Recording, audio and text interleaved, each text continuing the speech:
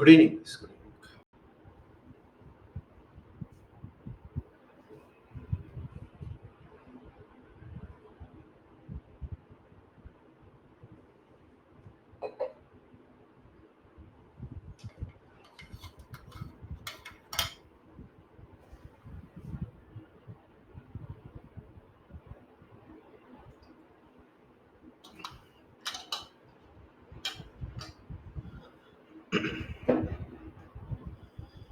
Hi all.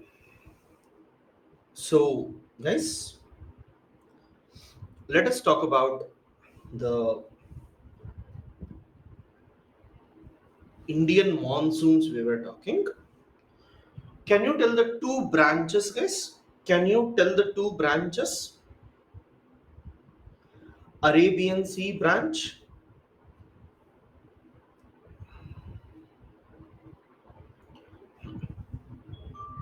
Arabian Sea branch, and Bay of Bengal branch. Yeah. Sushmit, I didn't explain jet streams yet, Sushmit. So today we will be discussing that. Okay. So, good evening. Good evening. Now, guys, we are going to discuss first about northeast monsoons. Okay. Now I will first complete northeast monsoons. Yes. Arabian Sea branch and Bay of Bengal branch together is known as what we call as advancing monsoons. See guys, advancing monsoon, advancing monsoons normally try to hit what we basically call as Tibetan region till the month of till the month of September mid.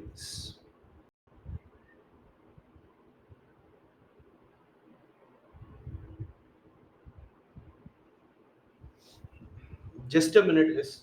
The students will have questions. Else you won't understand in between.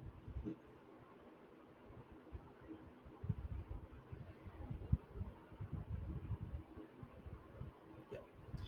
Anjali, it will meet near Chotanagpur Plateau. It will meet near Delhi. It can also meet over Ganga Basin. So wherever there is a requirement, it can. So it meets mostly in Chotanagpur and Delhi, but it meets in other parts also. Now, everyone, let me first complete all the factors from my side. Then I will show you slides and tell you what are the other aspects that are associated with it. Okay. So guys, I hope now we'll start.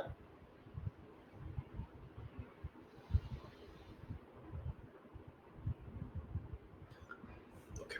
Neil, Punjab will get rainfall from both Arabian Sea branch and also Bay of Bengal branch. As I told you, Bay of Bengal branch meets Arabian Sea branch near Delhi. Okay. And then it will move towards Punjab and Haryana.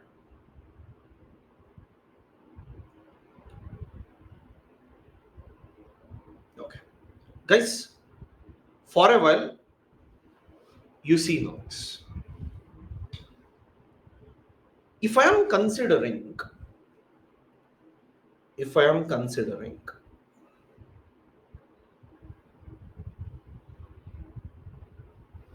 ITCZ, okay, so ITCZ is actually present over Tibetan plateaus, and below ITCZ, the winds which are blowing towards ITCZ is your southwest trade winds, and the winds which are above is called as north east trade winds.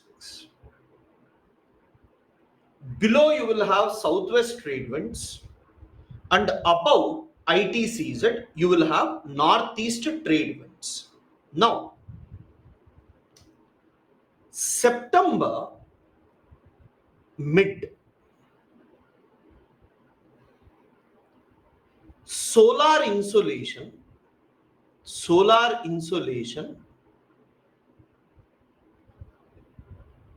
will be near equator. It will be near equator, but ITCZ was near Tibet, because in North Indian Ocean,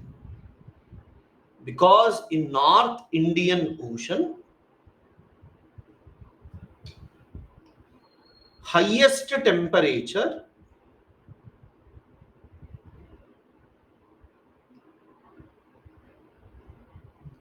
till mid-September is over Tibetan Plateau. 6. Why? If we see that, because clouds are present over India, everywhere clouds are there, and Himalayas is covered with snow. So because of this, till mid-September, okay, till mid-September, ITCZ is present over Tibetan Plateau. Now what happens? Mid-September, when sun's rays will start falling over equator, right? And if you recollect, after September 22nd, equinox, after September 22nd, what is going to happen? The sun's rays which is falling over equator will slowly start moving towards southern hemisphere. The sun's rays which is falling over equator, slowly it will start falling over what we call as, southern hemisphere. As sun's rays will fall over southern hemisphere, you see, like this. Sun's rays is falling over southern hemisphere. Sun's rays will not fall over Tibetan Plateau. Please guys, I'll repeat you. See. June 21st, sun's rays is extremely high over Tibetan Plateau. And then till mid-September, even though sun's rays went till equator, ITCZ did not shift, because among entire Indian Ocean, Tibetan Plateau had the highest temperature. So what happened? ITCZ was here only. Fortunately, till mid-September, ITCZ was here.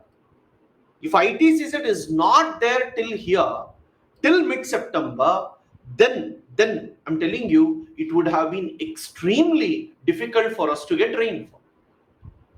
Now, as ITCZ was still here, what happened? When sun's rays fell over equator, after that sun's rays started falling below. So slowly, northern hemisphere entered into winter season. Okay, northern hemisphere entered into winter season. So what is going to happen? Tibetan Plateau would become cold. Okay, slowly, Tibetan Plateau would become cooler. So as Tibetan plateau starts becoming cooler,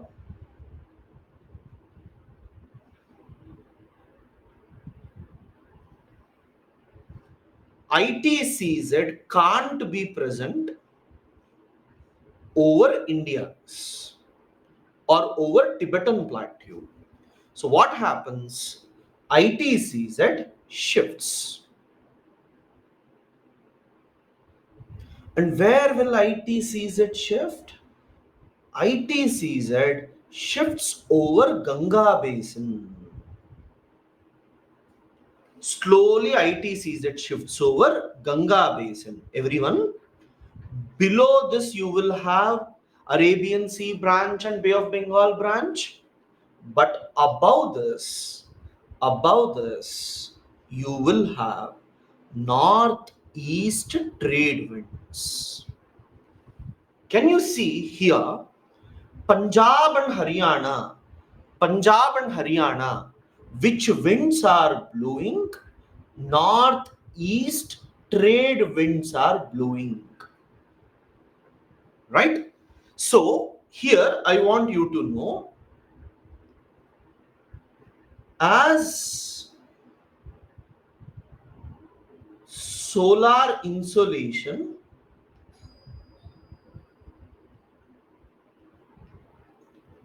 will be below equator,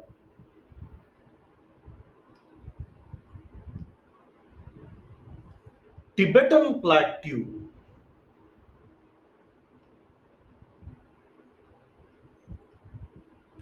doesn't receive insolation and it becomes cooler. So ITCZ shifts slowly. ITCZ shifts slowly. As ITCZ shifts,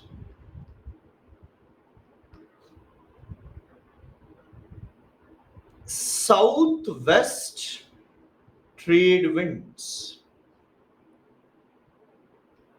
are replaced by northeast trade winds. See this? Here, what is happening? Southwest trade winds is going back. So, as southwest trade winds are going back, we call it as retreating monsoons. We call it as retreating monsoons. Right? So now what is going to happen? ITCZ slowly starts shifting down. So as ITCZ shifts down, above region will be covered by northeast trade winds and below region will be covered by southwest trade winds. So when you look at this, what you get?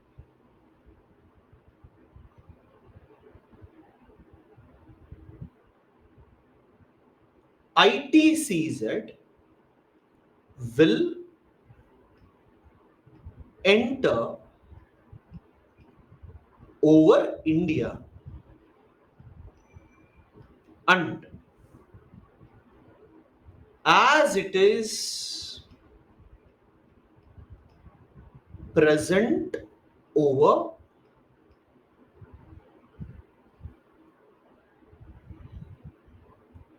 Madhya Pradesh region,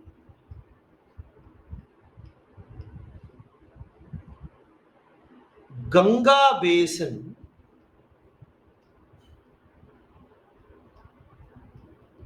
is covered by northeast trade winds. Okay. Next. Northeast trade winds hit Punjab and Haryana first.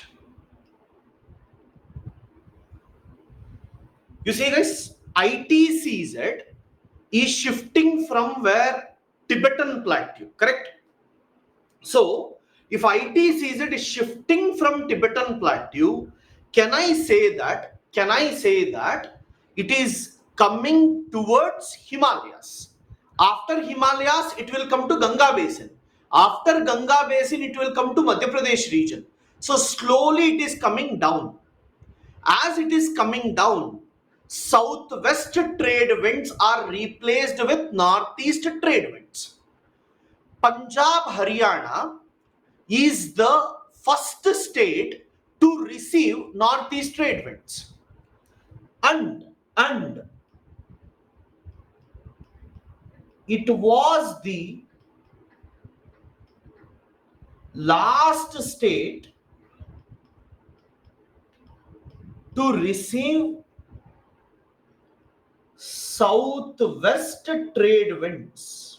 Okay, it is the first state to receive northeast trade winds, last state to receive southwest trade winds. Here I want you people to understand a concept. Punjab and Haryana receive rainfall from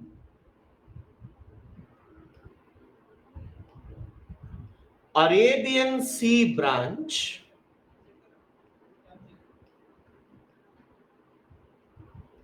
and Bay of Bengal branch. Punjab and Haryana receive rainfall from Arabian Sea branch also, Bay of Bengal branch also. So, they must receive more rainfall. But as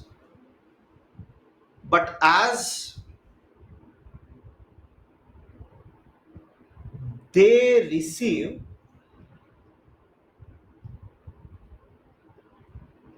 rainfall for less days, they receive less rainfall. See, guys, Punjab and Haryana normally receives rainfall from both Arabian Sea branch and also Bay of Bengal branch. Okay, Punjab and Haryana receives rainfall from both Arabian Sea branch and also Bay of Bengal branch. So they should normally get more rainfall. But if you check the number of days Punjab, Haryana gets rainfall is less. Why? Southwest trade winds arrive late.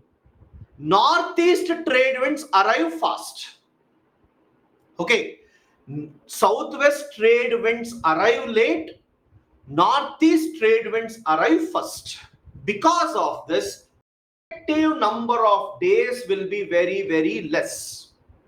Okay. So this is one of the main problem for getting less rainfall. Second is, I want you people to know, see here, these northeast trade winds are basically blowing from Tibetan Plateau, Northeast trade winds are blowing from Tibetan Plateau. And guys, from land, if rainfall comes, I repeat, from land, if wind comes, not rainfall, from land, if wind comes, they won't give you rainfall. Correct? So, as northeast trade winds blow from land, they won't give you rainfall. Southwest trade winds blow from sea to land, so they give rainfall. Northeast trade winds blow from land to sea, so they don't give rainfall. So what is going to happen? You see, this ITCZ will come till here. Let me assume ITCZ came till here. So, in all these places, which winds will be there? Northeast trade winds. And in these areas, which winds will be there? North, south, west trade winds. Guys, here I want you people to understand one thing. Okay. You see, south west trade winds will blow from sea to land, and they give 80% of India's rainfall.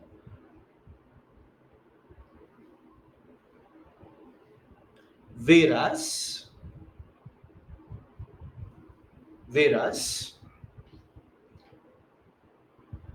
northeast trade winds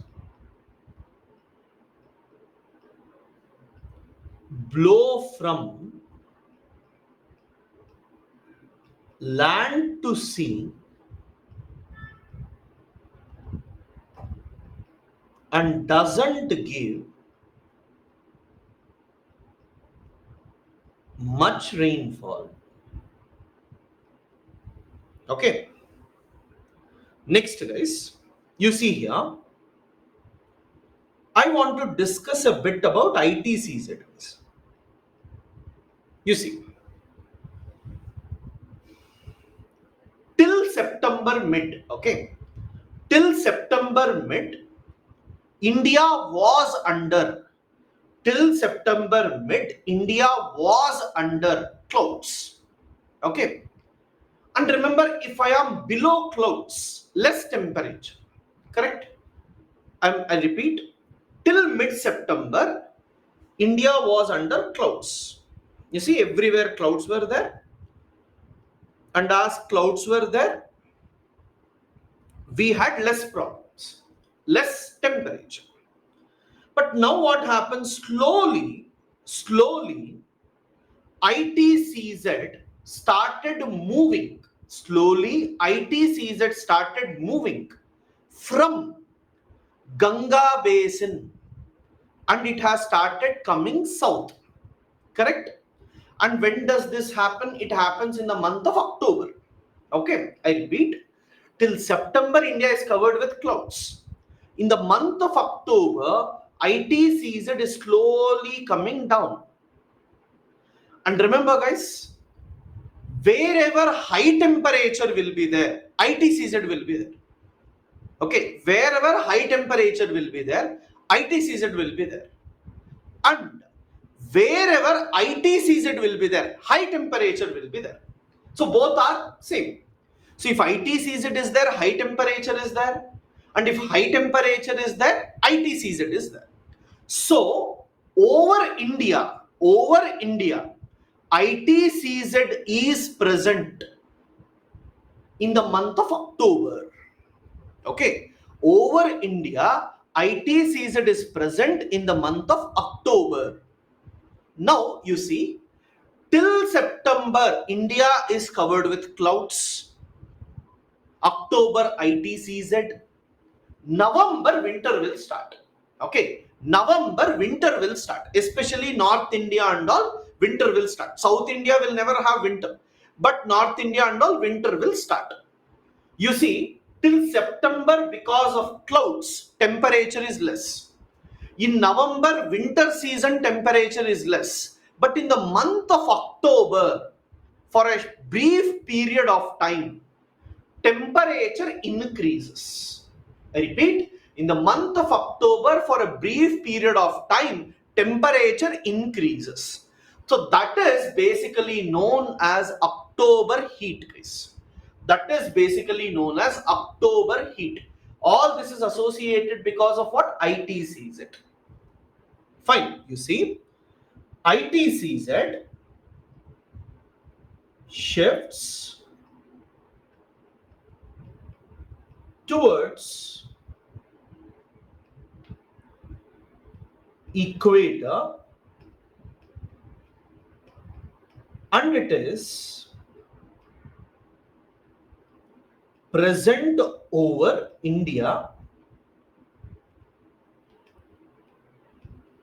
in the month of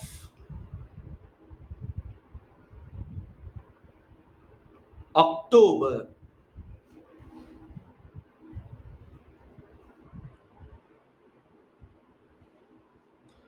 Present over India in the month of October. Very, very important for us, guys. Okay.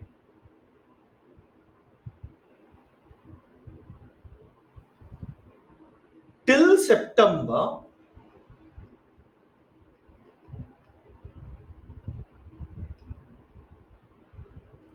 due to clouds, India receives less heat and in November,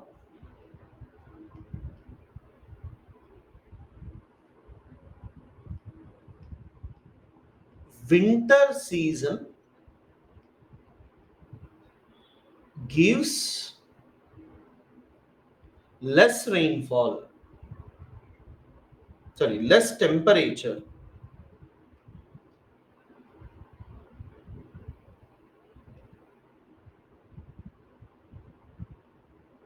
Leads to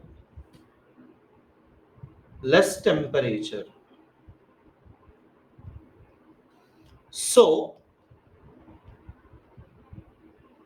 in the month of October, temperature is more,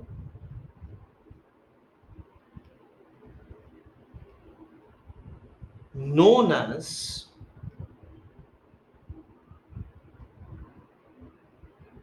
October heat.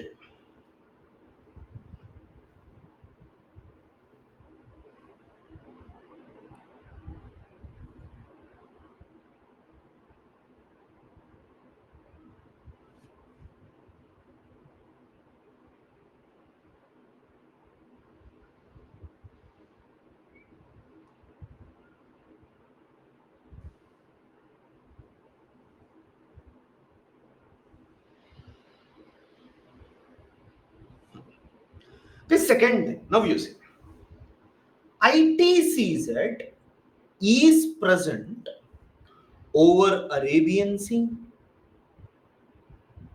It is present over Bay of Bengal. So when ITCZ is present over Arabian Sea and Bay of Bengal, we are going to have tropical cyclones. Okay, we are going to have tropical cyclones. Fine. So guys, please understand, as ITCZ shifts, it will come over Arabian Sea and Bay of Bengal. When ITCZ is present over Arabian Sea and Bay of Bengal, they will normally lead to cyclones. Okay, so guys, two things occur here. You see, in Arabian Sea or Bay of Bengal, we will have tropical cyclones. And if you check, as all the winds will be blowing like this, some winds, which branches are we talking about? Northeast trade winds. Some branches will blow over Bay of Bengal and come and give rainfall in Coromandel coastals. They come and give rainfall in Coromandel coast. Okay, Coromandel coast receives rainfall due to northeast trade winds and tropical cyclones. Sometimes, guys, when the tropical cyclones hit, all these areas may get rainfall. As you know, cyclone impact will be little bigger. The entire area, Deccan Plateau region, may receive rainfall. You see, I'll give you the statement. As ITCZ is present over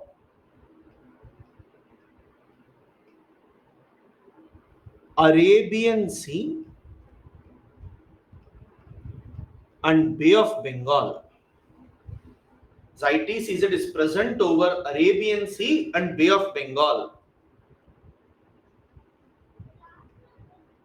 Tropical cyclones are formed over the sea, and it is pushed towards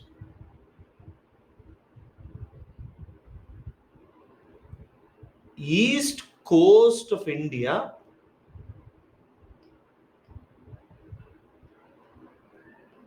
by northeast trade winds.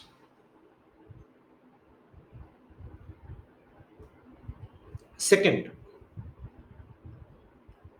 northeast monsoons normally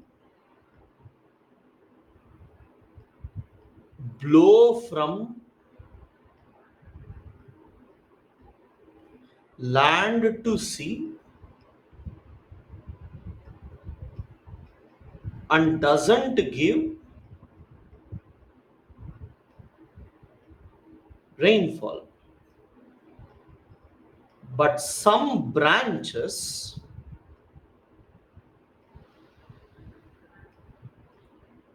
blow over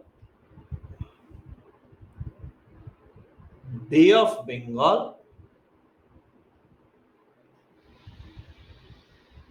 and give rainfall in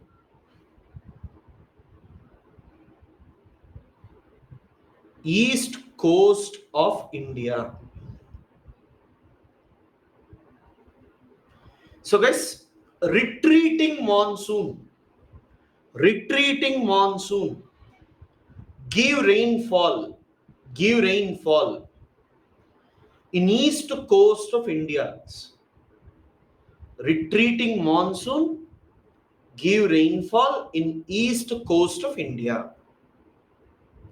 So guys, this is retreating monsoons.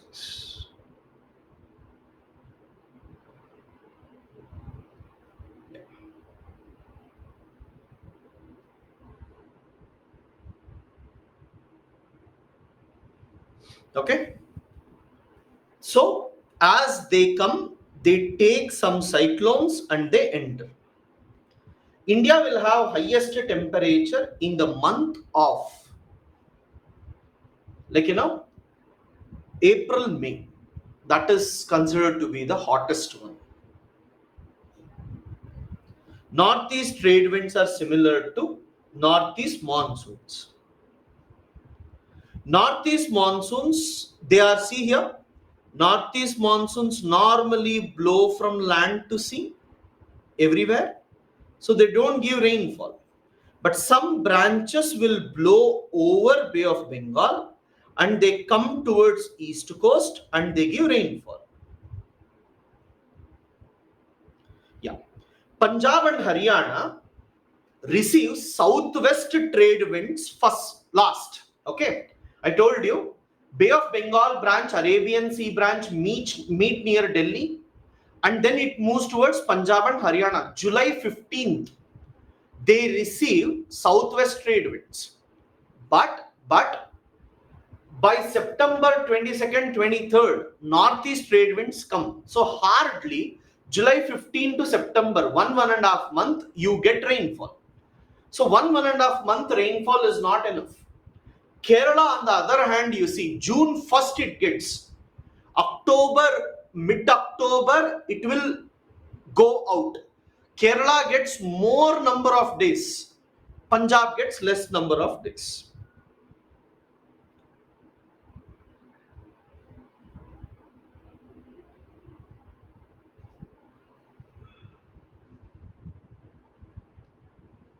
Yes, because Tibet will be present behind Himalayas in after September. What will happen? Himalayas shadow will fall on Tibet. Sun's rays will not fall. Because of that, impact will be less.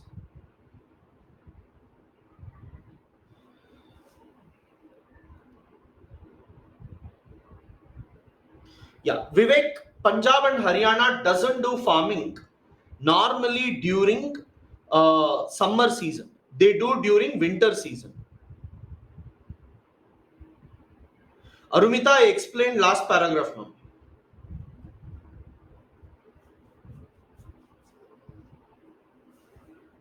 Winter will have less temperature, Aditya.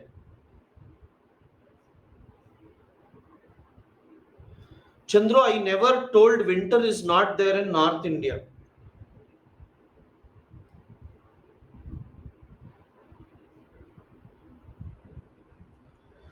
Sushmit, retreating monsoon and northeast monsoon are one and the same, Sushmit.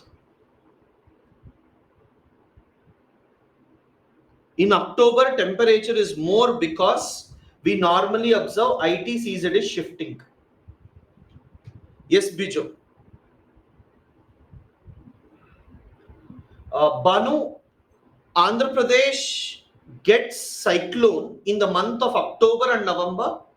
They will also get cyclones during April, May. April, May, when ITCZ shifts, they get cyclone.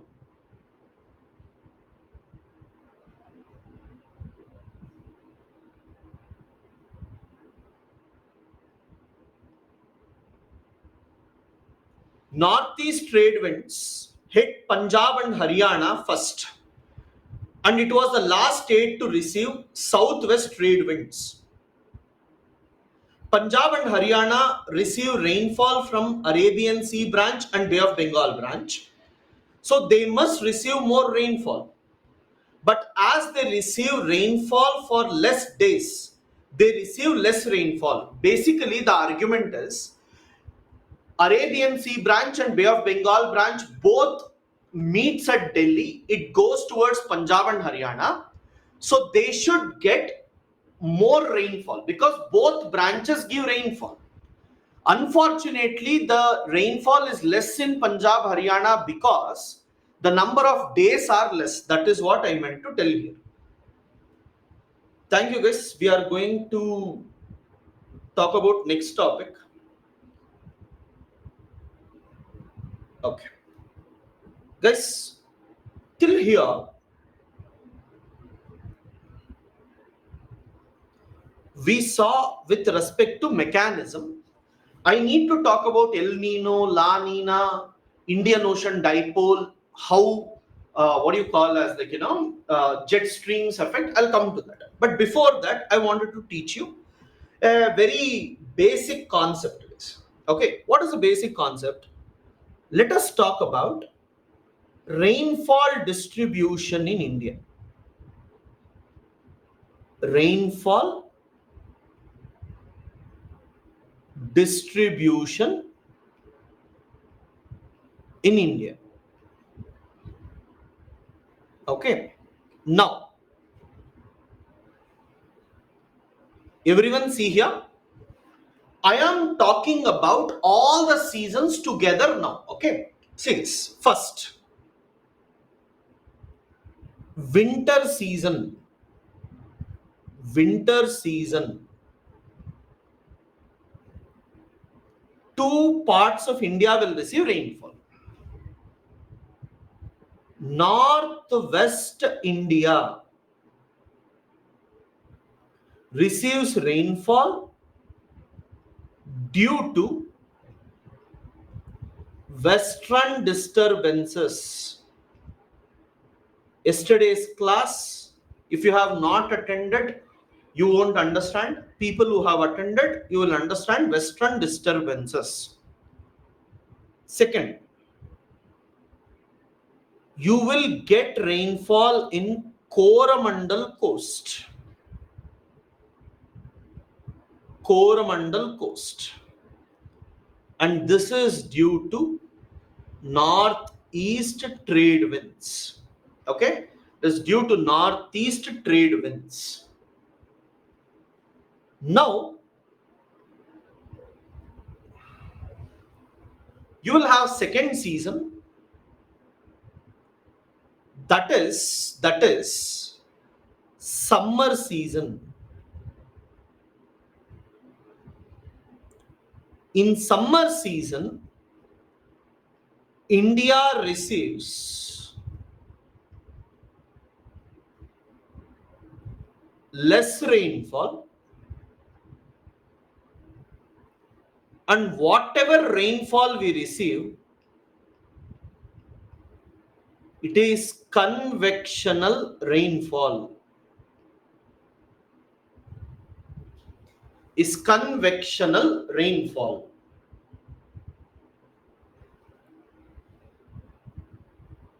Guys, it is basically in the month of April and May.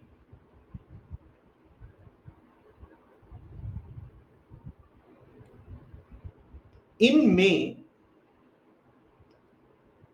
as ITCZ is present near Arabian Sea,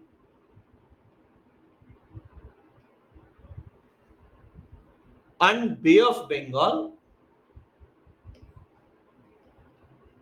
tropical cyclones are formed. So please understand, ITCZ will shift from equator to Tibet and Tibet to equator. So when it shifts from equator to Tibet, it will be month of April, May, when it comes over Arabian Sea and Bay of Bengal. When it is coming from above, that is from Tibetan Plateau, when it is coming, it is mostly the months of November and December. Okay, so tropical cyclones in Arabian Sea and Bay of Bengal is normally observed in the month of May and in the month of November and December. You see, third, you will have southwest monsoons, which is also called as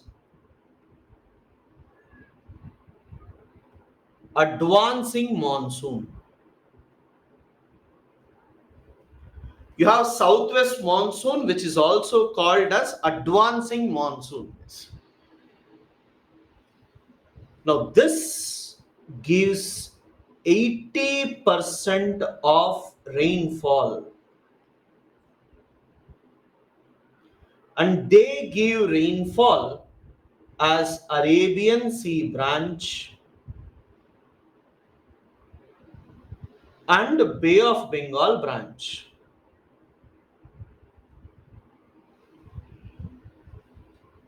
Last you will have, guys, if books have given northeast monsoons are different from retreating monsoon, then books are wrong, because we have only 4 seasons. If books have created new, then it is wrong.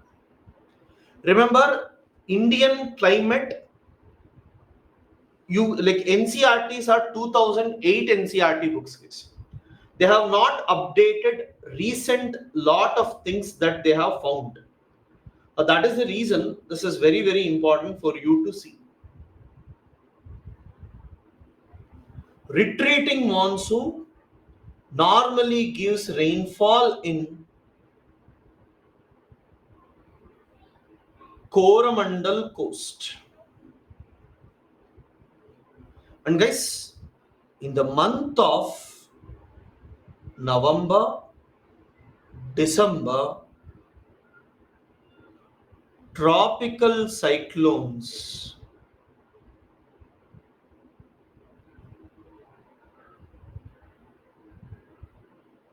will be formed. So this is rainfall distribution in India.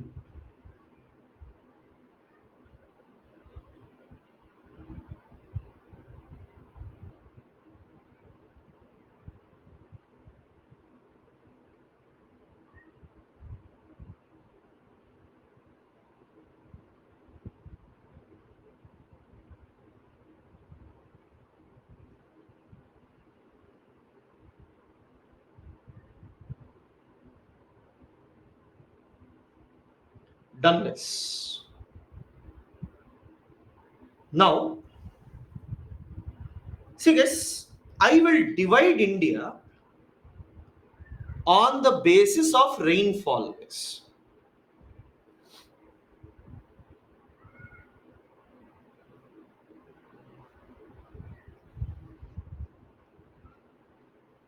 Regions in India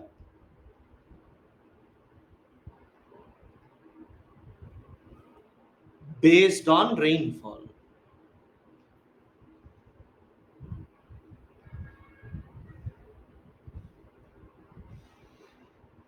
First one, wet region. Guys, please see, whenever rainfall is in between 200 to 250 centimeter, okay, whenever rainfall is in between 200 to 250 centimeter, I call it as wet region. Okay, wet region is the one when when rainfall is 200 to 250 centimeters. Everyone see here first, Andaman and Nicobar. Please see, Andaman and Nicobar, Lakshadweep, Northeast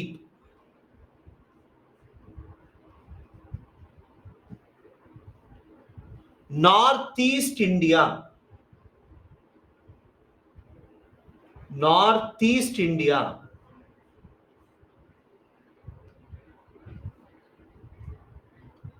West coast of India,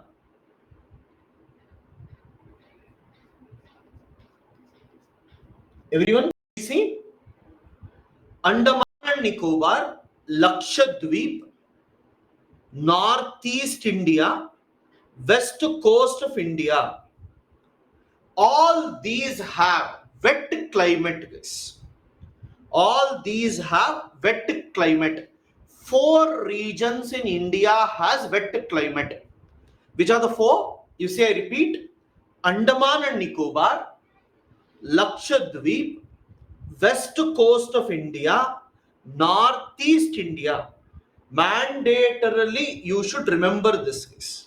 On the basis of this only, evergreen forest, deciduous forest and all will be taught to you. So what is this that we see here? Which are the four regions that you will observe? Andaman and Nicobar,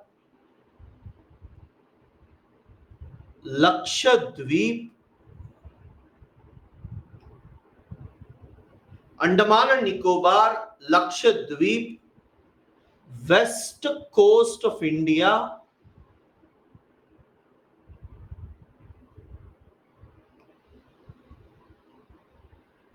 and Northeast India.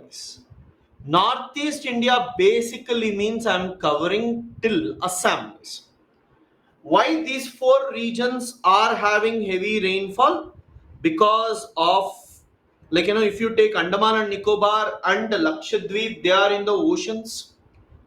West coast of India, because of marine influence and the southwest trade winds come and hit them. Northeast India, because of lot of mountains there, funneling effect, all those leads to. So if you recollect, Bay of Bengal band decreases from east to west, more will be near eastern side. From all these points of view, we come to conclusion that these four areas receive rainfall. Now what do they do, guys? Normally there will be rain gauge, okay, rain gauge. It will be funnel type where they will keep. And when rainfall occurs, whatever falls in this, they collect as average. Different places they keep, they collect as average and they come to conclusion that this much amount of rainfall has actually occurred. Now, second, you will have moist region.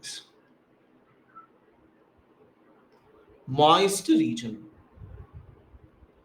Guys, this number changes from book to book, but standard one, let us take 100 to 200 centimeter.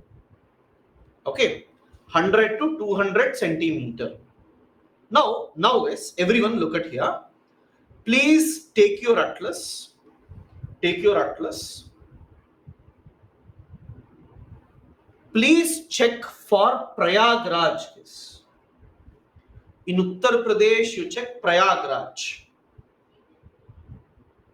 And what I'll do,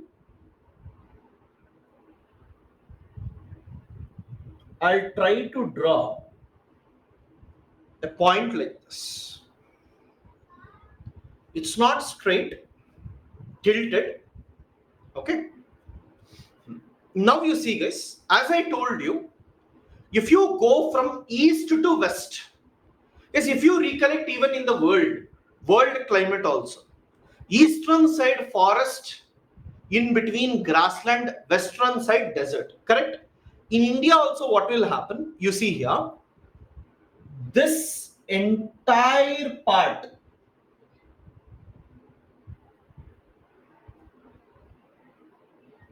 will be moist for you.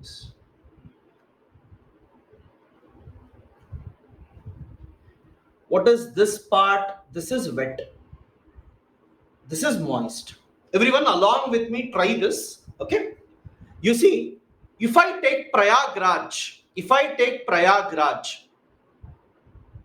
eastern side of Prayagraj is eastern Uttar Pradesh.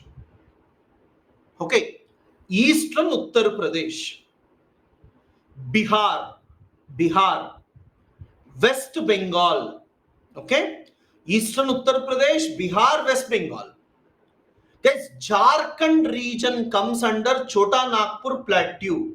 Can you all check once in your maps? Chota Nagpur Plateau, can you all check once?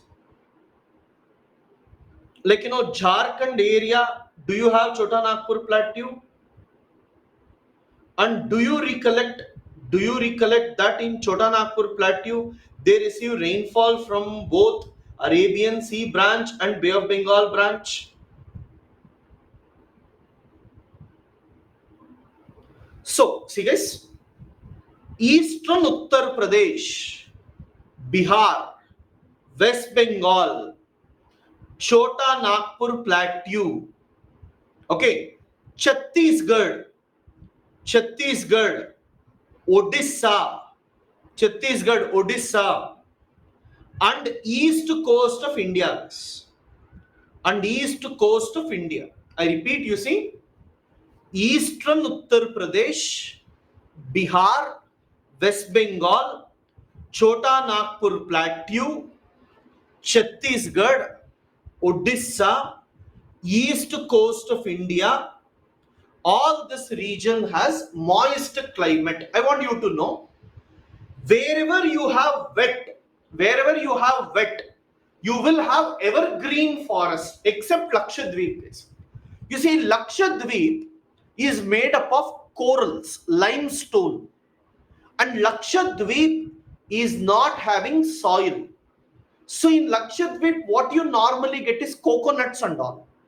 So except Lakshadweep, Andaman and Nicobar, if you talk about west coast of India, northeast India, evergreen forest will be there.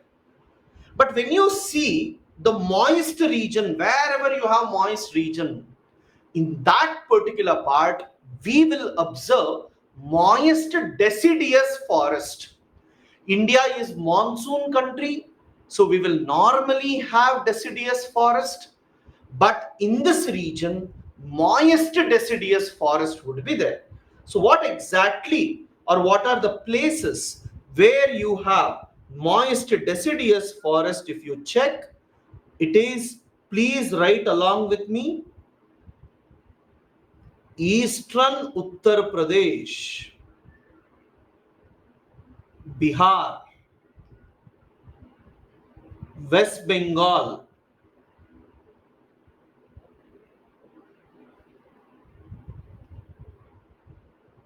Chota Nagpur Plateau,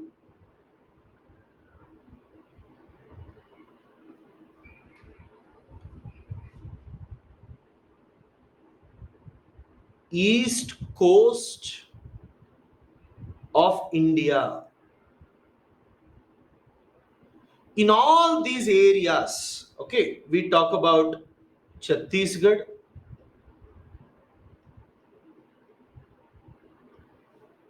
we talk about parts of Odisha. In all these areas, we will normally observe what? Moist type of climate, it's moist region. Then guys, then third, we will say dry region. Dry region. Dry region basically means 75 to 100 centimeters. Dry region basically means 75 to 100 centimeter. Guys,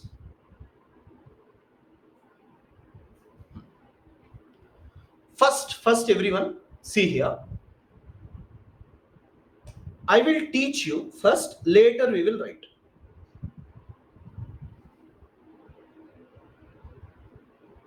This is Aravallis for you guys. Okay. See, before teaching you dry region, I will teach you semi-arid and arid, because all the remaining part will be dry region then. Now first basic thing, if you take Gujarat,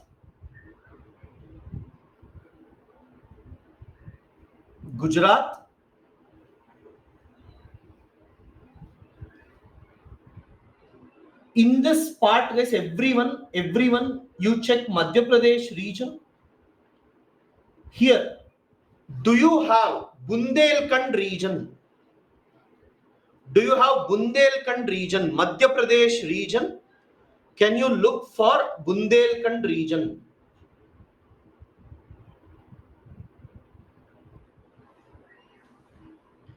And then guys, the region where Andhra, Telangana and Karnataka meets.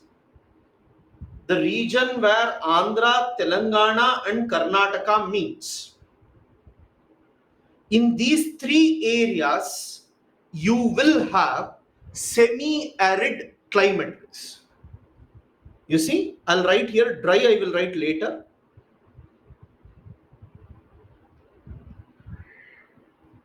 Semi-arid basically means 50 to 75 centimeter.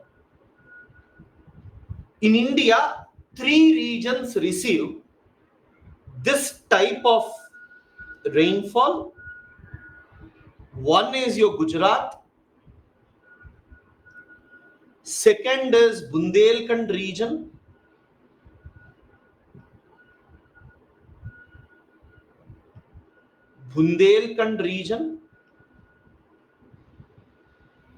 third you will have parts of Andhra Pradesh, Karnataka and Telangana. See, guys, Telangana was formed much later than your books were printed. So in most of the books, Telangana won't be there, but you must be aware. Then you see, in Rajasthan, in Ladakh, you will normally have arid climate.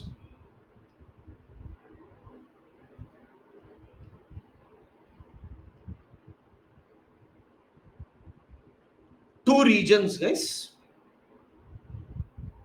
Two regions.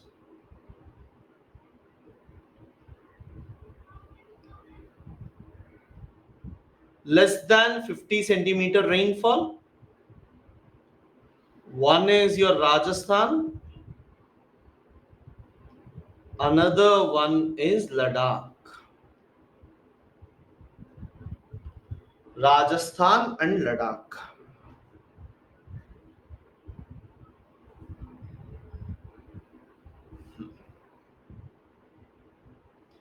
Guys, if you leave this, all the remaining areas,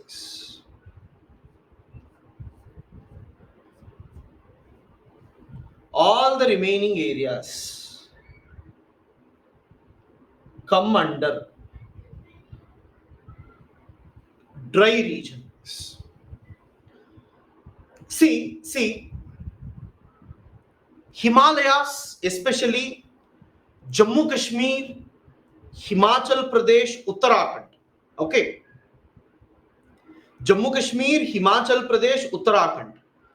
Don't consider them because they come under Himalayas. And Himalayas, sometimes you get very heavy rainfall, sometimes you get very less rainfall, because most of it will be in the form of snow present over Himalayas. And I want you to know, Jammu Kashmir, Himachal Pradesh, some parts of Uttarakhand, Sikkim, Arunachal Pradesh, these are all completely in Himalayas. That means entire state is Himalayas. So here and there valleys will be there. So rainfall in these areas will be different. So don't consider them because of mountain influence. But if you see the other parts, everyone check this carefully.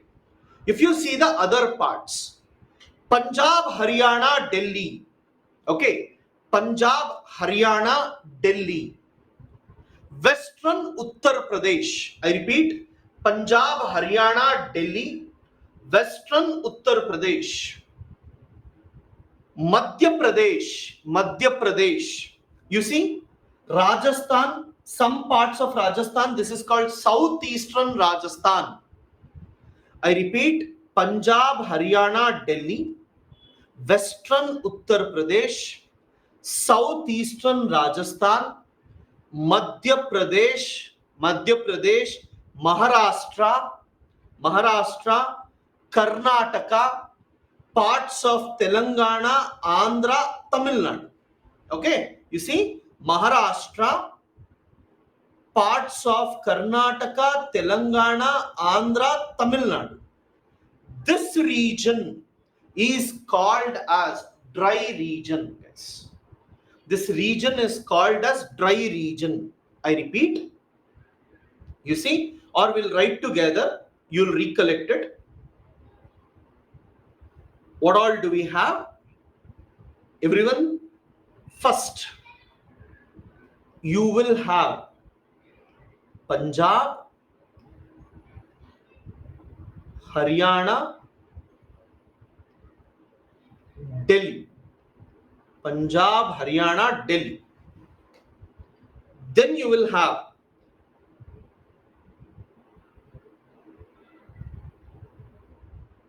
Western Uttar Pradesh. Western Uttar Pradesh. Madhya Pradesh.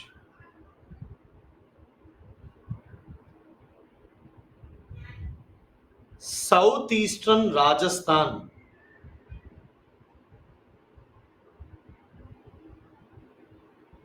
Maharashtra.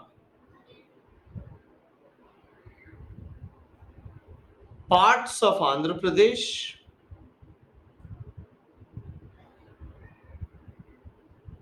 Telangana, Karnataka, and Tamil Nadu.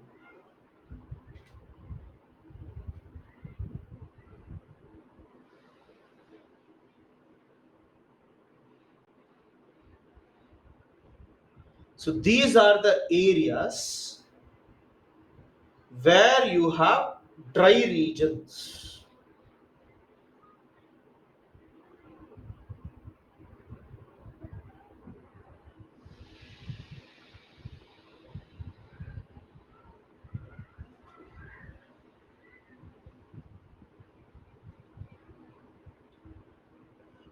Everyone, let us see this carefully.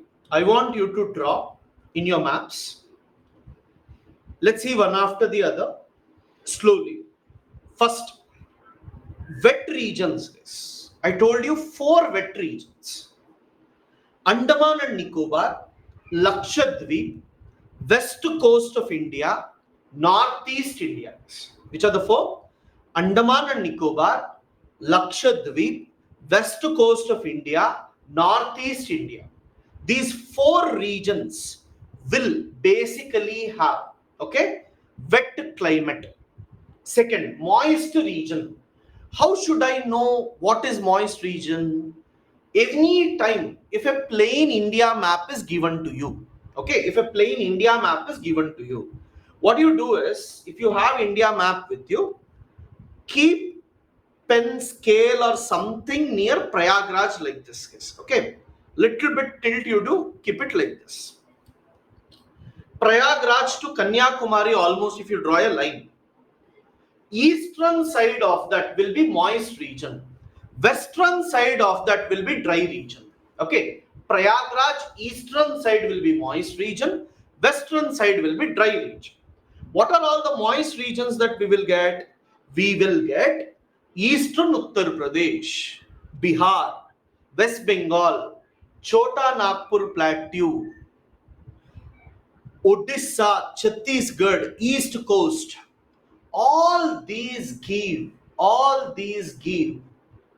moist climate because they all receive rainfall. Coromandel coast, if you recollect, during monsoon they won't get rainfall, but they will get rainfall during winter season. They will get rainfall during retreating monsoons, during cyclones. So they also have moist climate. Then let us say semi-arid. I told you Gujarat, Bundelkhand region, parts of Andhra, Telangana, Karnataka. And then you have arid region, Rajasthan and Ladakh region. where rainfall is less than 50 centimeter. At last, you will have dry region. Punjab, Haryana, Delhi, Western Uttar Pradesh, right? Western Uttar Pradesh, Southeastern Rajasthan, Madhya Pradesh, Maharashtra, parts of Karnataka, Telangana, Andhra Pradesh, and Tamil Nadu. In this region, we normally observe rainfall. Fine? Dry climates. Please draw this.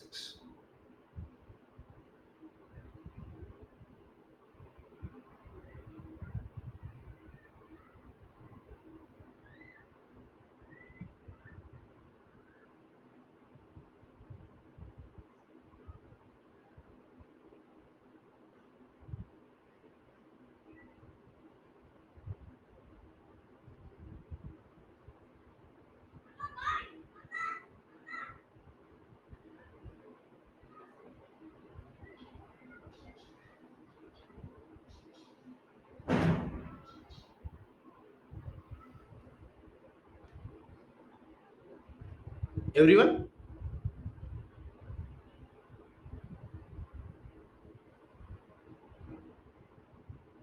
Okay. Guys, exactly like this you won't get maps, but if you can draw like this, it's more than enough. Exam you can score well, but unfortunately, you won't get the opportunity to use multiple colors. Maximum black and blue. So, with respect to that, you must be careful.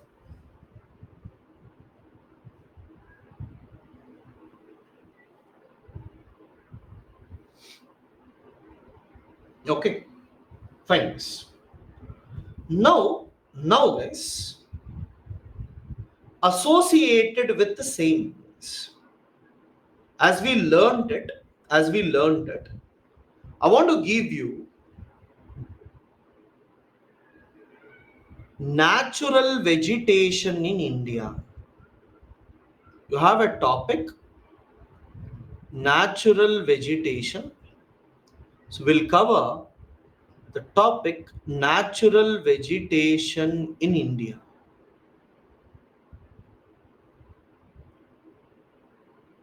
This is a new chapter, guys, not under monsoons. It's a new chapter. In 9th and 11th NCERT book, you find this chapter. But as I am linking it with monsoons or rainfall in India, it would be easier for us to read it. Okay. So,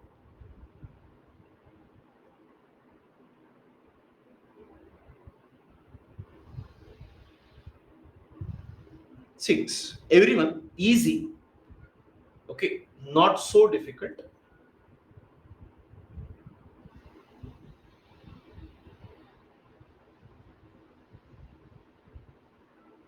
You see, guys, first observe, later I'll give you time to write.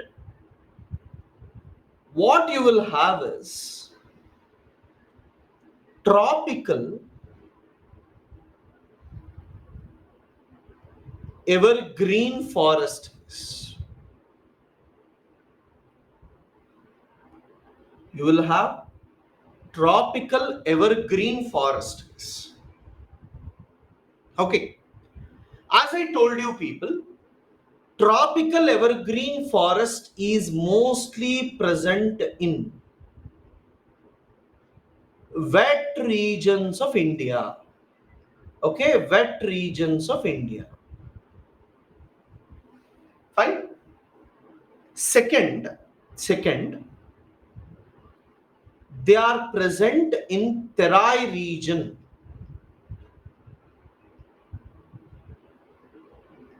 In Ganga basin.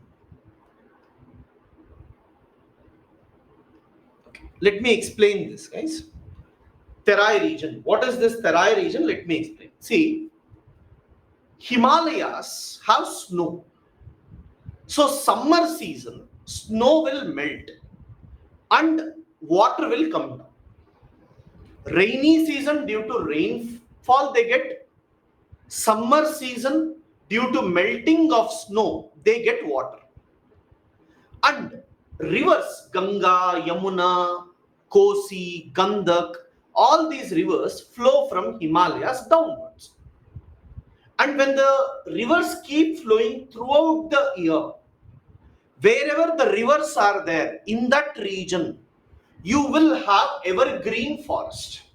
I just repeat, Himalayan rivers will have water throughout the year, and wherever the rivers come down, they will also have, water throughout the year.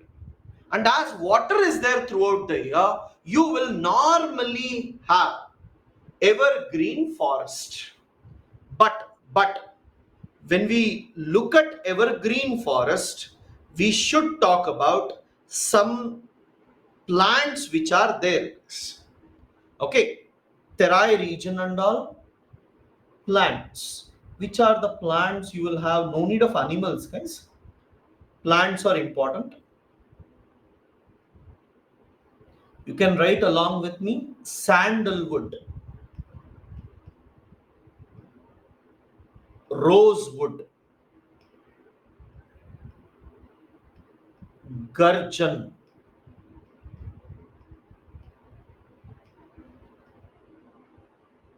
mahogany,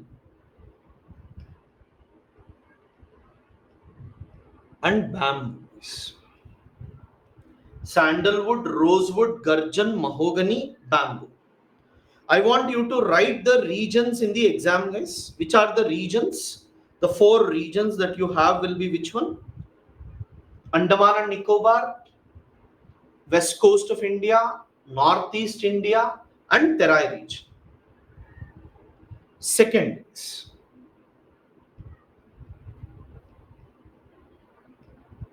you will have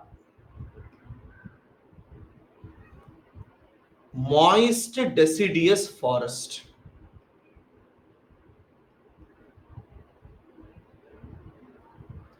Which will be 100 to 200. So in which region you will have this moist region?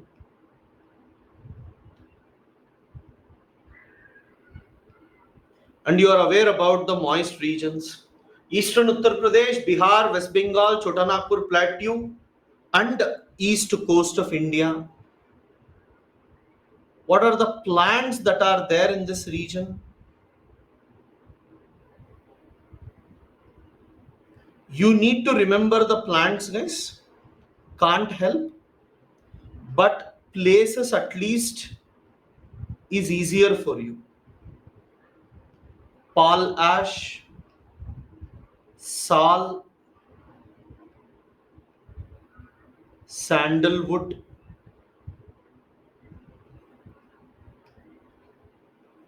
ebony, arjun, care, bamboo. This is your moist deciduous forest.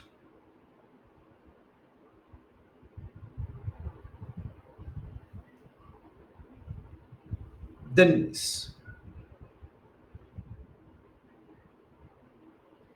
you will have dry deciduous forest, 75 to 100 centimeter, dry regions, plants, teak. Let me tell you guys, 1 or 2 places here and there in different books will vary. Okay, it's not that accurately you will get, but when they ask you if this basic understanding is there, even in environment and ecology, you will be able to answer better this. Okay, guys, deciduous forest, normally teak is dominant. Here also you will have teak. You see, I wrote tropical evergreen forest, moist deciduous forest, right? dry deciduous forest. Then you see everyone, we will have mountain forest guys. Mountain forest or montane forest. Guys, montane forest, basically, I talk about Himalayas. Guys. Okay. In Himalayas, what happens? Till 1.5 kilometer, I will get subtropical climate. Okay. But as I go above, temperature decreases. Guys. As I go above, temperature decreases. So what happens? I will get coniferous. Yesterday I told you, like you will have coniferous in Siberian climate. That will be present here. Above that you will have meadows. Guys. Meadows. Above that you will have ice caps. So regularly you will have different things. Okay. So you see here, what are the things we have? Mountain forest or montane forest.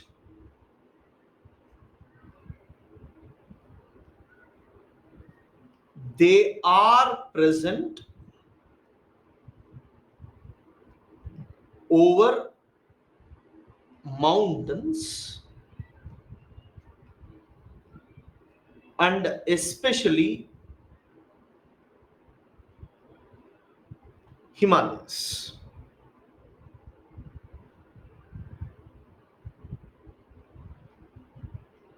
From foothills, that means bottom, till 1500 meters, 1500 meters, we may observe evergreen trees like. Why you will have evergreen? Because after melting of glacier, water keeps coming. That's why. Evergreen trees like sal,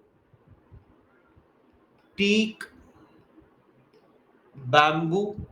See guys, bamboo is there in evergreen also, deciduous also. Teak also varies from evergreen to deciduous. But teak is predominant in deciduous. As height increases,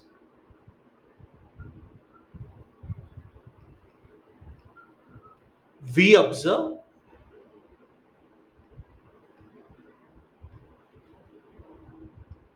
coniferous forest like pine, fir pine, oak, etc.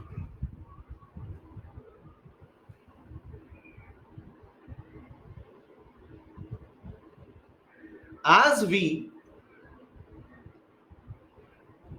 further move above,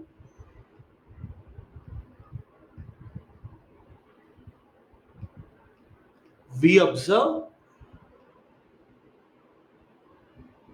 rhododendrons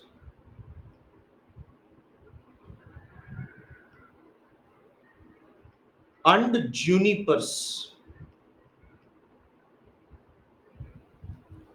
Rhododendrons and junipers.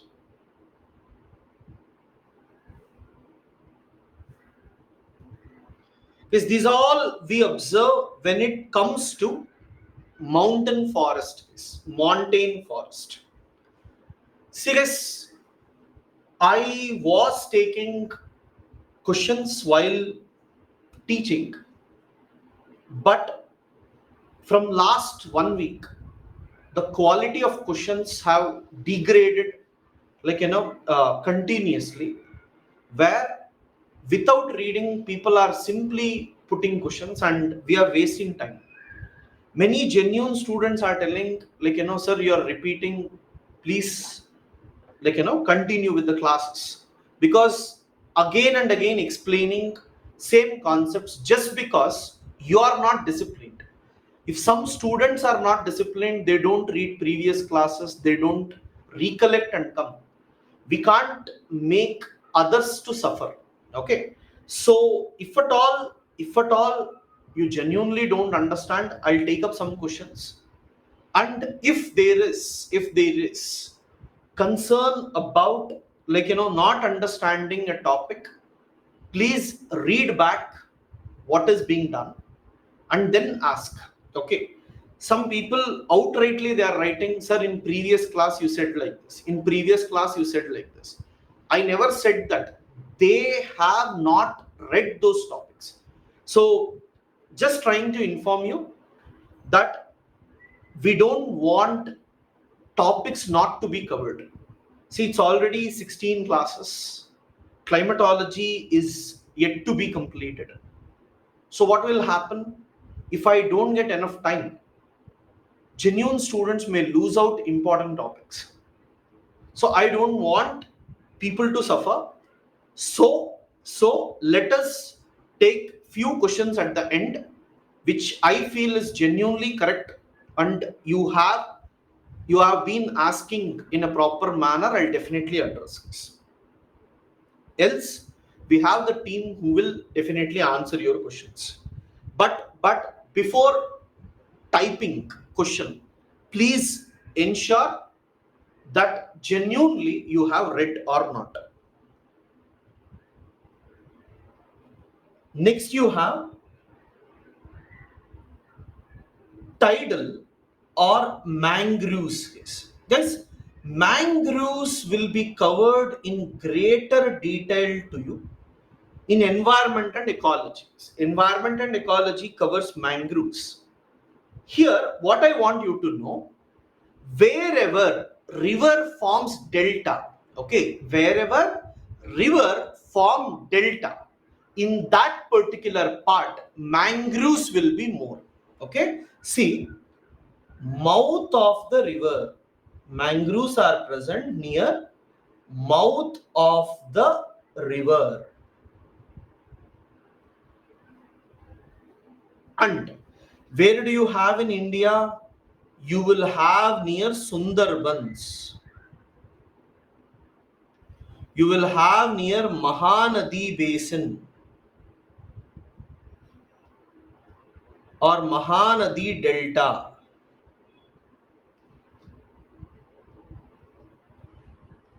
You will have near KG Delta, Kaveri Delta. You will have in Gujarat. So basically, if you ask, mangroves are present in all the coastal states of India,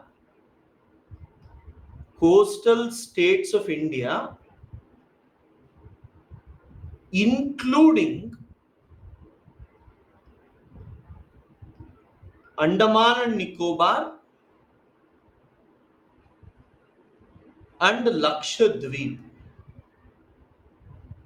including Andaman and Nicobar and Lakshadweep. So you'll have Sundarbans, Mahanadi Delta, KG Delta, Kaveri Delta, Gujarat, everything. Now,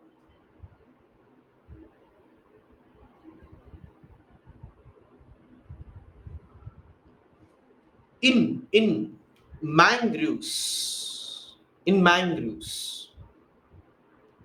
we observed some trees like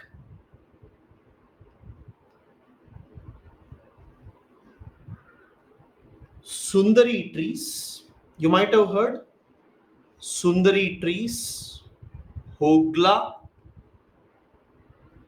Garan, and Pasur. These are few trees present in mangroves. At last, I think sixth one, we have semi-deserts and deserts. Semi-deserts and deserts are mostly found in semi-arid and arid region. In this region, you observe xerophytes. You will have acacia, cactus, and bubble. Acacia, cactus, and bubble. Guys, these are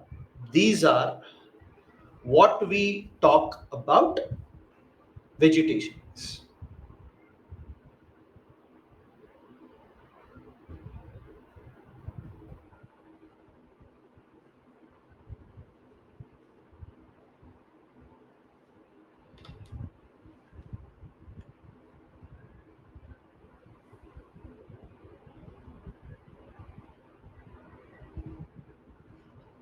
Lakshma Reddy, wet region basically means wherever rainfall is more than, 200 to 250. Moist region, it is not moisture, okay?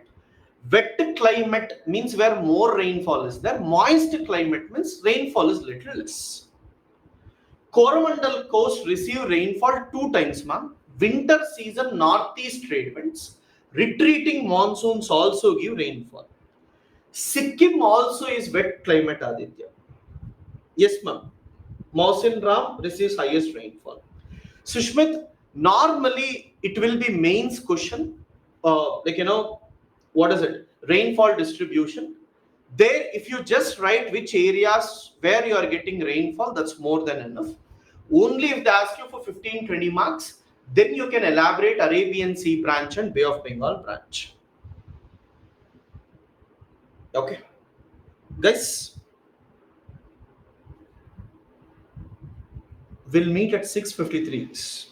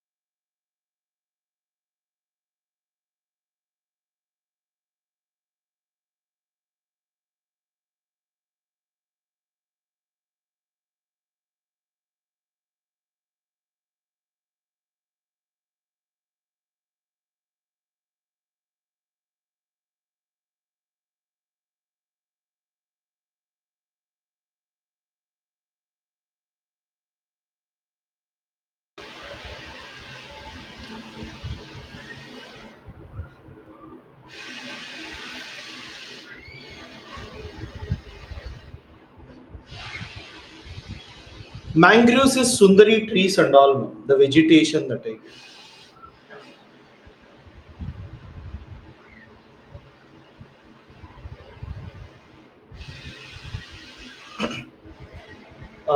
Aditya, because of leeward side, like some areas receive very less rainfall.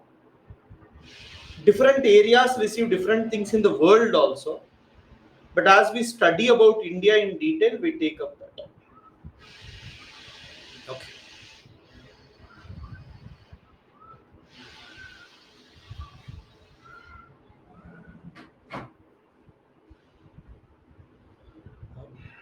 Did it reduce Anuj?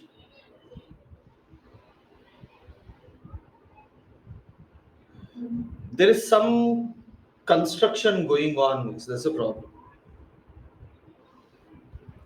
Ankita, please see Ankita. You see, I clearly wrote mangroves are there in Sundarbans, Mahanadi Delta, KG Delta, everywhere I have written. No?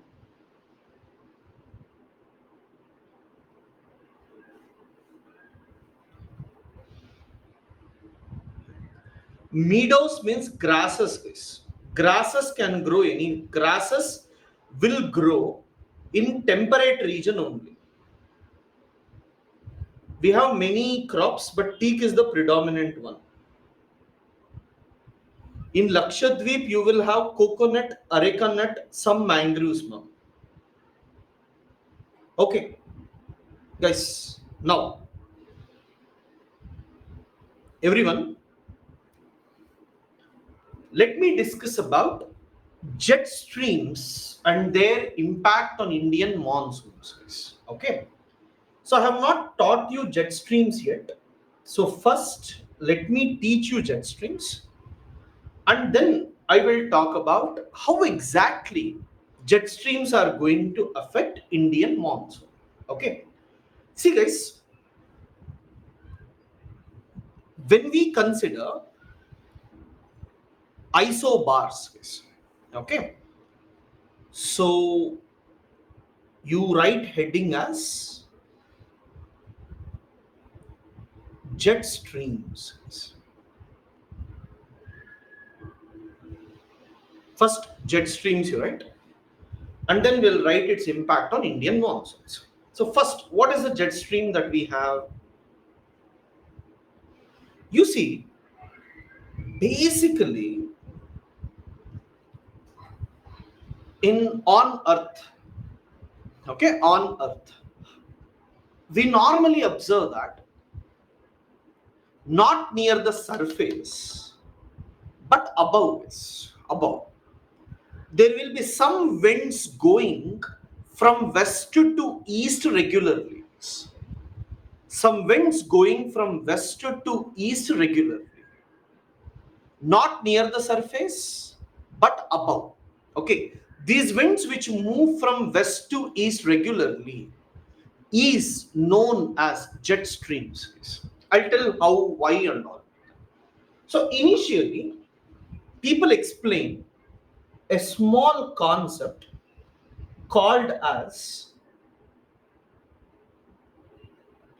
geostrophic winds.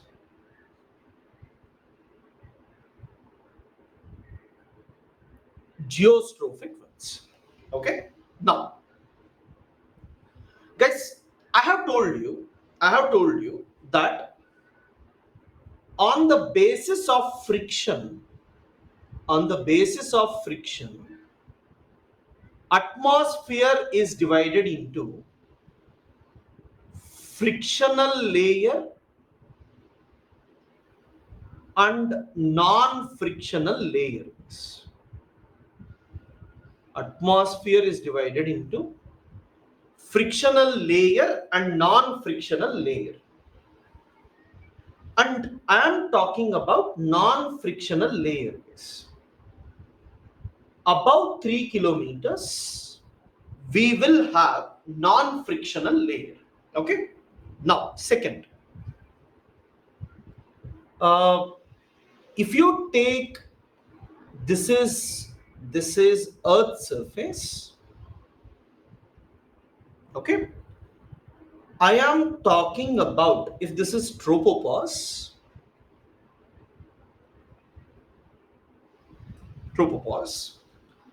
I am actually discussing about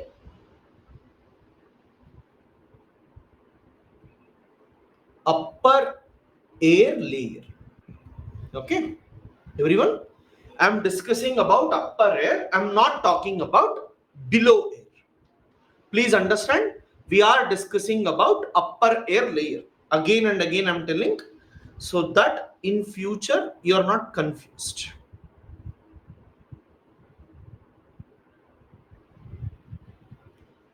So now when I look at these winds, geostrophic winds, what exactly are this? Everyone please see for 2 minutes. Don't draw now. If you draw, your focus will shift. Wait and check for a while. Okay? Because wind direction is very, very important for us. Guys, let me assume each line is isobar. Each line is isobar. What is isobar?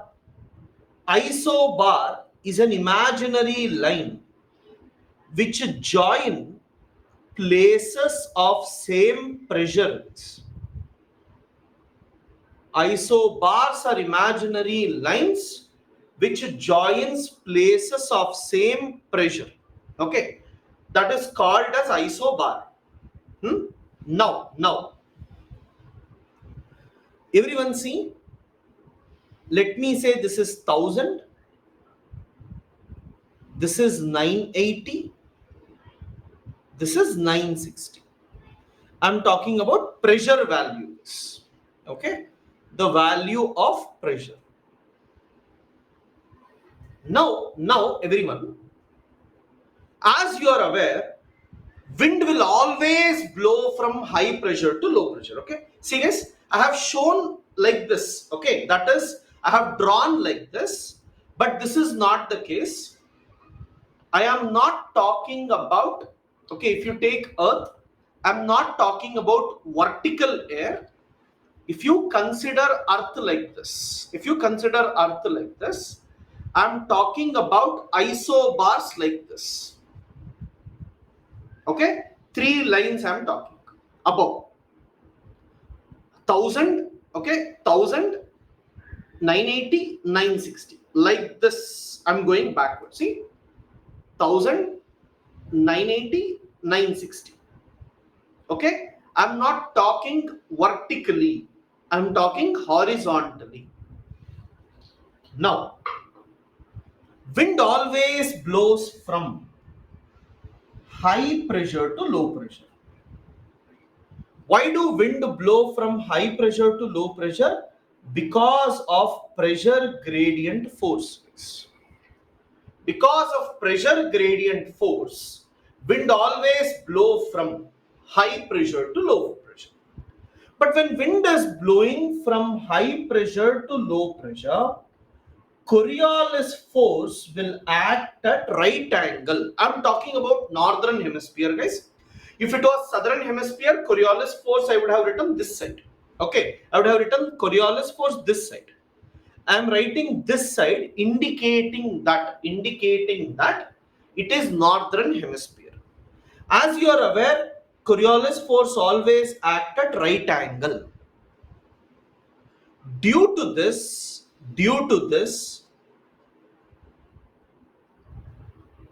this would be the resultant force. You see, this would be the resultant force. So what is going to happen from now? Wind will start blowing in this direction. Okay, now everyone check here. Wind can go like this. Why? Because low pressure is 960. Okay, and 960 is throughout this region. So anyways, wind can go. But remember, when wind is blowing like this, you see, first everyone, wind is blowing like this. Due to Coriolis force, it shifted like this. Okay? Due to Coriolis force, it shifted like this. Now, how will it go? It will be going like this. Coriolis force will not stop acting. Again, Coriolis force will act. At what angle? Right angle. So, Coriolis force will again act. So, what will you have? Pressure gradient force. Again, you will have pressure gradient force pushing it towards 960. Coriolis force is acting at 90 degree. Now, during this, the resultant force will start acting like this. The resultant force will be acting like this. I'll repeat, guys. You see, first wind is blowing from 1000 to 980. Why? Because of pressure difference. That is called pressure gradient force, high pressure to low pressure. Due to Coriolis force, they turn towards right angle. Resultant force will be like this. And due to resultant force, when it is moving like this, Coriolis force will act at right angle. So the resultant force will be like this. The resultant force will be like this. Okay, but remember everyone, when wind is going like this, can you see low pressure is here. Low pressure is here. So wind will be pushed towards low pressure. Why? Because see, wind is not going towards low pressure, it is going parallel to isobar. So which is pushing it towards low pressure? Pressure gradient force. But as you are aware, when wind is going like this, to wind direction, Coriolis force will act at right angle. To wind direction, Coriolis force will act at right angle. So here what is happening? One branch is pushing it towards low pressure. Another force is pushing it in opposite direction. As you can observe, pressure gradient force is acting one side, Coriolis force is acting other side. Everyone, see here, I will show you properly. You see, now, if my mobile is there, I am at high pressure, you are at low pressure. So everyone see carefully, wind will blow from high pressure to low pressure like this. Okay, wind will blow from high pressure to low pressure. Everyone, Coriolis force will act at right angle. You see, Coriolis force will act at right angle. Due to this, it will shift. It will shift. How much? 45 degree. It will shift. Resultant force will go like this. Resultant force will go like this. Again, due to Coriolis force, it shifts like this. Okay, Coriolis force will shift like this. And it will start moving like this. Now, when it is moving, pressure gradient force will push it like this. Coriolis force will push it like this. One side pressure gradient is pushing, another side Coriolis force is pushing. Wind will not go towards low pressure, wind will not go towards Coriolis force, but wind will start blowing parallel to isobars. Wind will start blowing parallel to isobars. These winds which blow parallel to isobars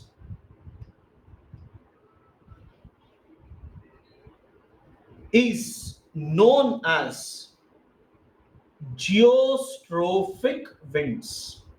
I repeat, at one point of time, the wind will start blowing parallel to isobars. Such winds are called as geostrophic winds. Okay, such winds are called as geostrophic winds. Guys, let me give you the definition once. When there are isobars, and we are talking about upper air. Near upper air, when there are isobars, wind will blow from high pressure to low pressure. But in this region, frictional force is absent. Okay? Frictional force is absent in this region. So what is present in this region? There will be pressure gradient force, there will be Coriolis force. Gravitational force will be there only if air becomes cooler. So two forces are acting. Which are the two forces? Pressure gradient force and Coriolis force. Now, you remember, pressure gradient force is responsible for movement of the air. Coriolis force will only change the direction. Coriolis force will not lead to movement. Coriolis force changes direction. Coriolis force will not lead to movement. So now what is happening? Due to pressure gradient force, when wind is moving from high pressure to low pressure, due to Coriolis force, they turn right. They will be moving. Again, due to Coriolis force, they turn and they start moving parallel to isobars. So everyone, what are geostrophic winds? Geostrophic winds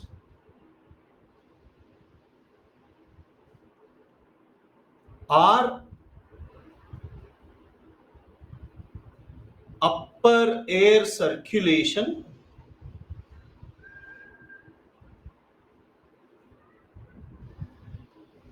which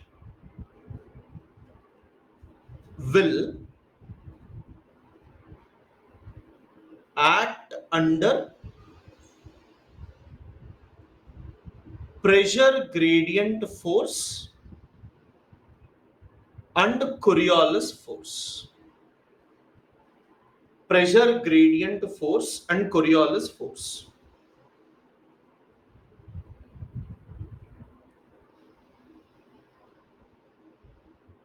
Due to these forces,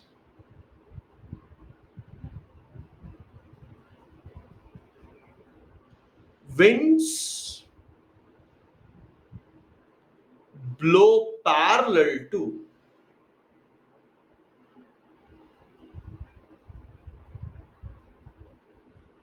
isobars.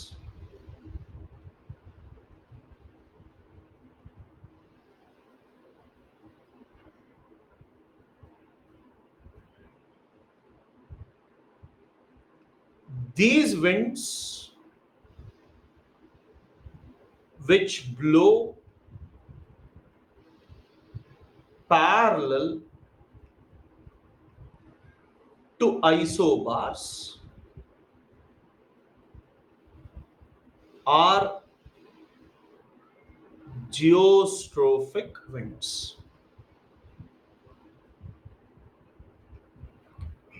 I'll give you 2 minutes. Draw this, guys.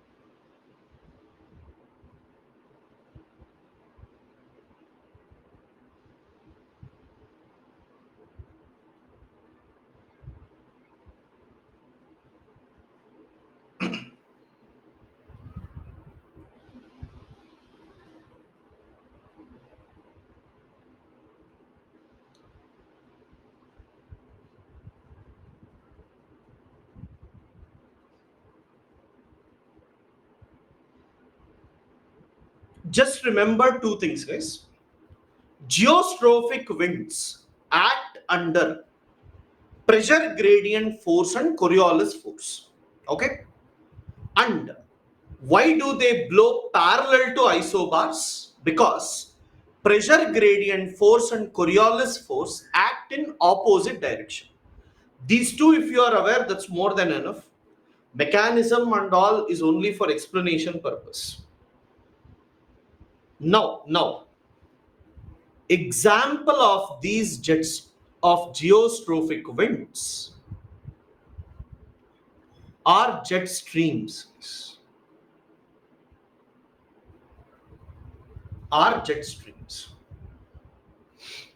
Now, everyone, please see carefully.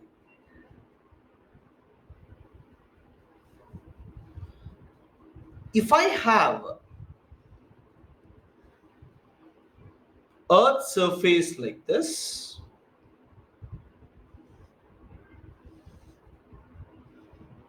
if this is my tropopause,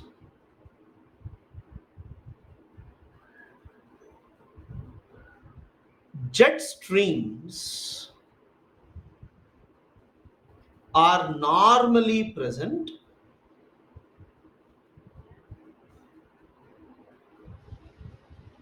in upper airways, 9 to 12 kilometers or 6 to 9 kilometers. Anywhere jet streams can be present. This is upper air. Okay. So basically, guys, what used to happen? Jet stream normally goes from west to east. Okay. Jet streams normally blow from west to east. Now you see, let me take this. Okay. If you can check here, this is Japan for you. This is North America for you. Okay. Japan here, this side, west side, North America, this side. Jet streams is like this. Jet streams are like this. Okay. Now what used to happen? During Second World War, when they used to go in flights, okay. So when they went from Japan to North America, it was easy to go because they are going along the jet stream. Okay, jet stream flows from where to where? West to east. So it was easy for them to go from west to east. But during like other seasons, that is when they used to come from North America to Japan. When they used to come from North America to Japan, what used to happen? Jet stream is moving in one direction, like aircraft is moving in another direction. See, like this. This is jet stream, air. Okay, both are moving in opposite direction. Speed reduces. Japan to North America like this, fast. But here opposite, speed reduces. At that time, they understood that there is some stream of air. Okay, there is some stream of air, like river. You will have stream of air which flows from west to east. And this stream of air were called as jet streams because the speed of these were almost similar to jet streams. Now, when you consider this, guys, then people did research on the jet streams.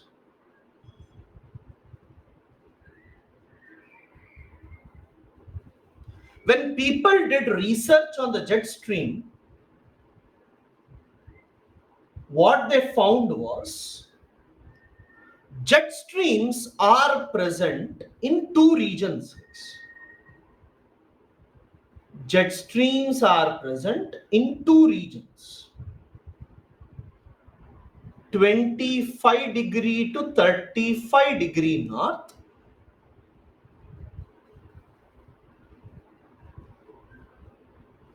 25 degree to 35 degree north, 25 degrees south to 35 degrees south. If you recollect, this is your subtropical region, okay, but not near the ground, above. Then you will also have a jet stream. Then you will also have a jet stream between 55 degree north to 65 degree north. You will have a jet stream between 55 degrees south, 65 degree south. Okay, and guys, how do the jet stream move? Jet stream will go from west to east. How do they go? They go from west to east. They go from west to east, like this.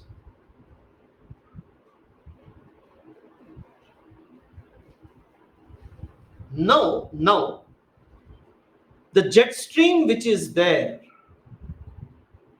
near, the jet stream which is there near 25 to 35 is called subtropical westerly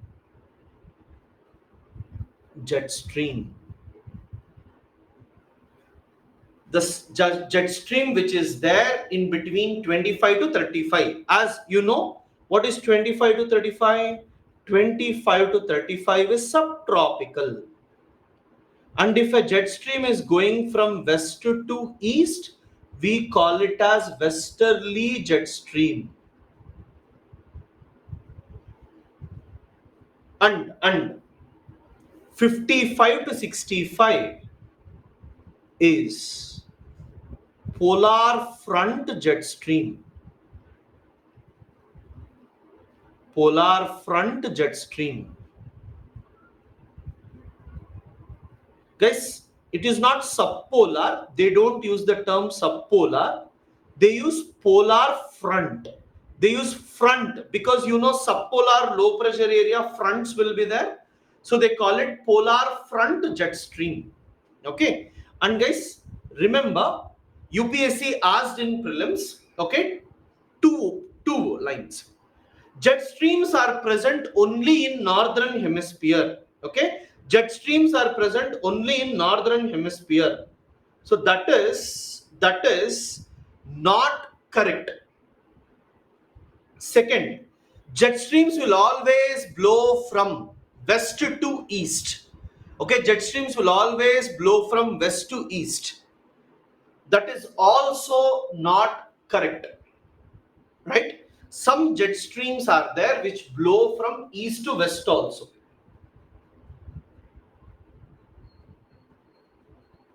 So you'll have two jet streams in the northern hemisphere, two jet streams in the southern hemisphere. I want you to draw this, okay? Draw this and write below.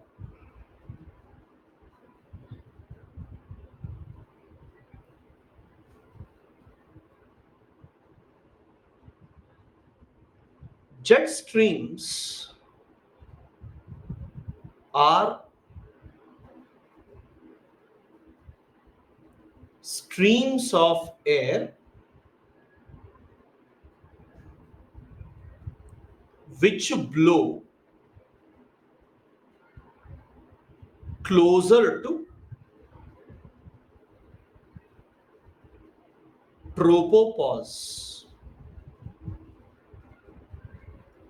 They normally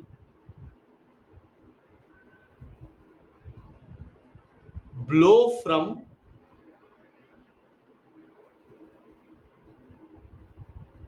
west to east. They normally blow from west to east.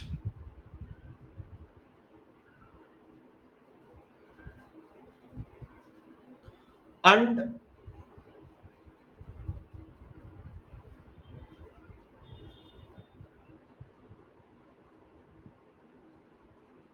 they blow throughout the earth. Guys, normally blowing from west to east is different from always blowing from west to east. Okay. It covers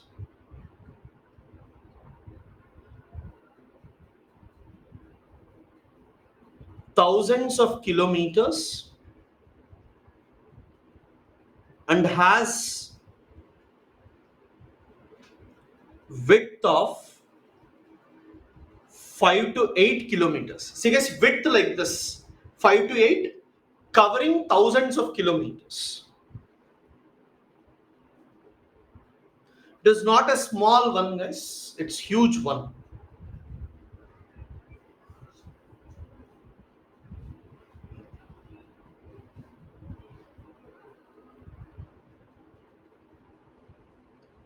Guys, next is, you please understand this. If I take Earth like this, I am saying jet stream is here. And sometimes you will have cold air mass. Sometimes you will have warm air mass. And if you recollect, cold air mass, warm air mass is also till tropopause almost. Correct? So what happens? Whenever cold air and warm air meets, as you know, fronts will form, right? If you recollect this picture, when I drew temperate cyclone, you'll have cold like this,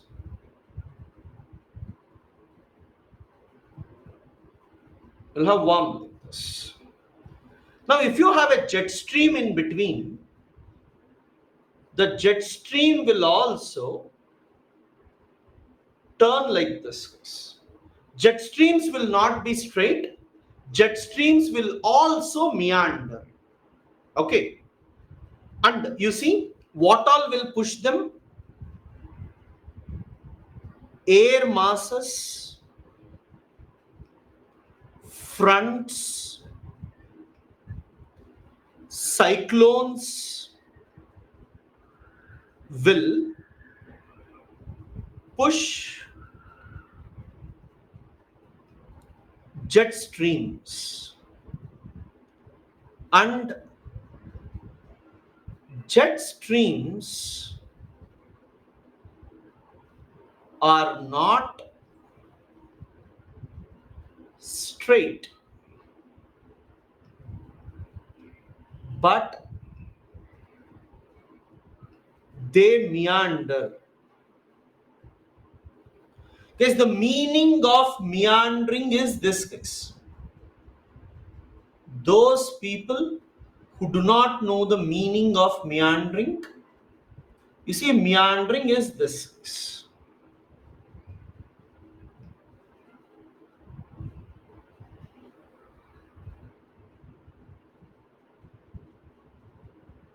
So, how exactly will you have jet stream?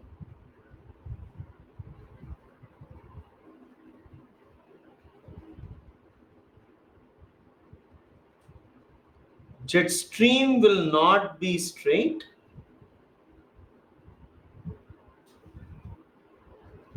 but jet stream would be like this.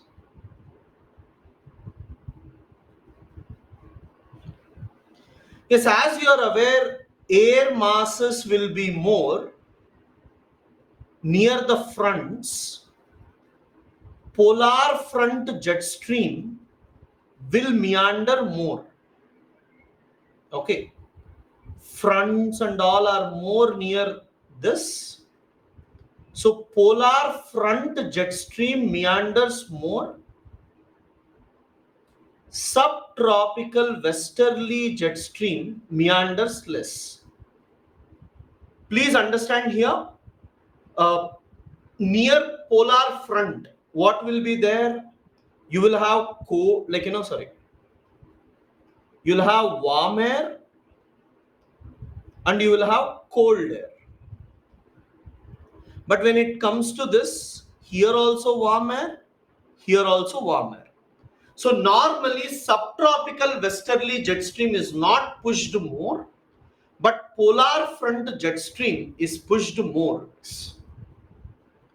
So guys, what we normally say is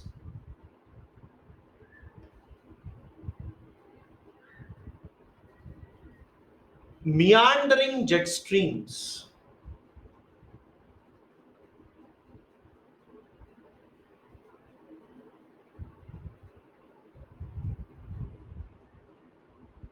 are known as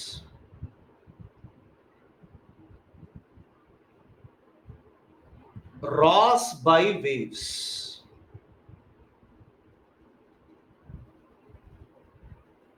Polar front jet stream meanders more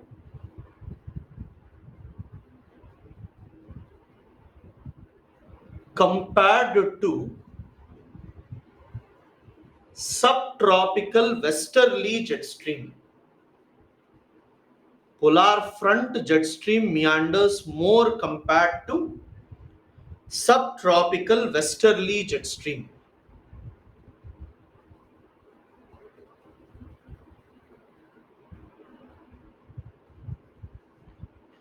Write this properly, guys.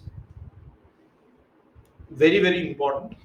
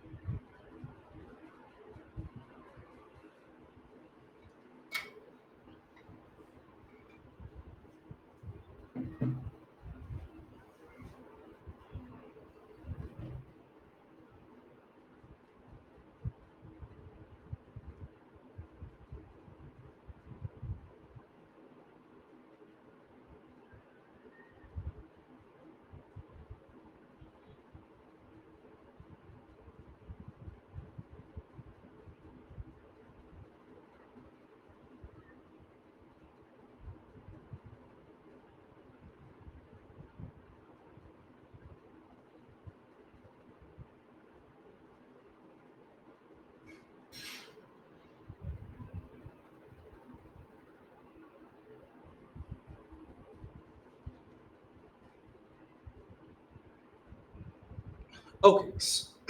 Now, everyone, please see. First one, you write below impact of subtropical westerly jet stream. Impact of subtropical westerly jet stream on Indian monsoon.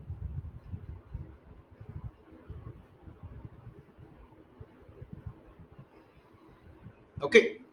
So guys, just remember one thing. Where is this jet stream present? This jet stream is present at 6 to 9 kilometer or somewhere. Now guys, you see first point. Okay. As ITCZ shifts, jet streams also shift. First point you should be aware. As ITCZ shifts, jet stream also shifts. First point is, okay. So jet stream is not constant. Latitudes of jet stream is not constant. It keeps shifting. What is the height of the jet stream? 6 to 9.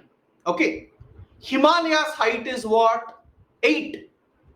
Almost above 8. Now what happens? What happens when you have Himalayas like this? In case if jet stream hits the Himalayas, it splits into two parts. One will go above, another one will go like this. So the meaning of this is jet stream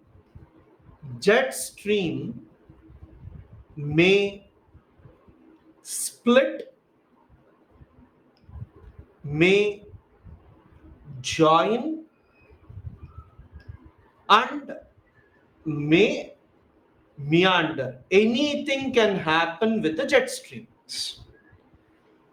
Other mountains it doesn't affect much. Himalayas, because of Himalayas height. Next, what I want you to know is Ganga Basin. Okay, Ganga Basin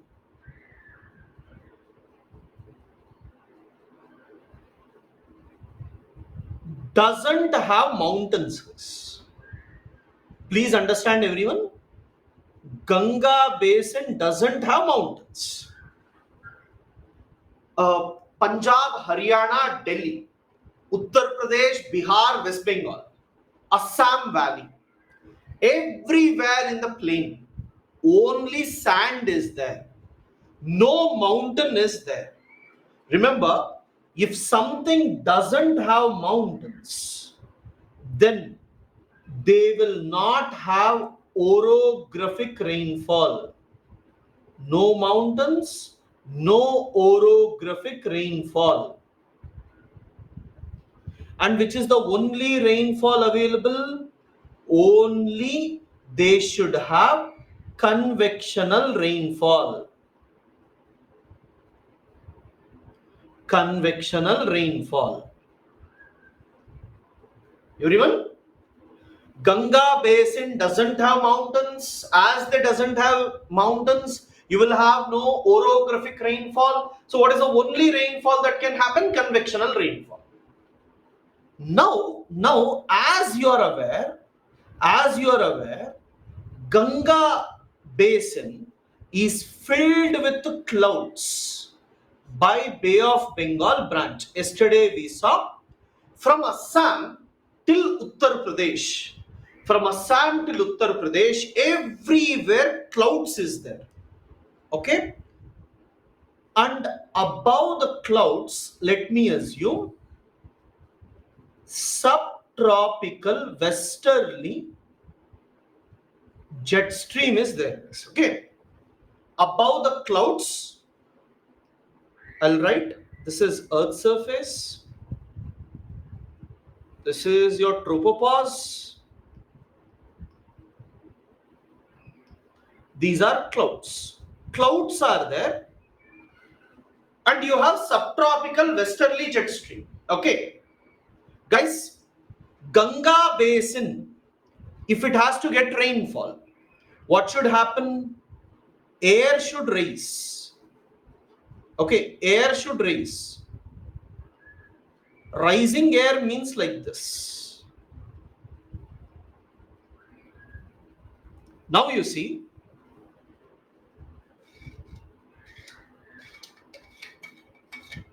everyone, see here, my hand is a jet stream.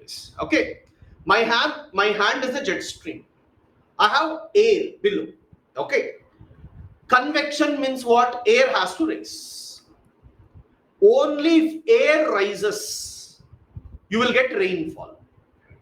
But jet stream, when it is present over Ganga Basin, air won't rise. As air doesn't rise, you won't get rainfall.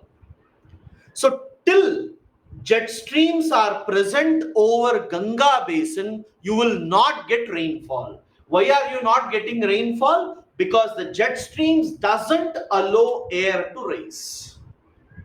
Okay, this is the reason I was telling you why convectional rainfall and all are important. Now you see everyone.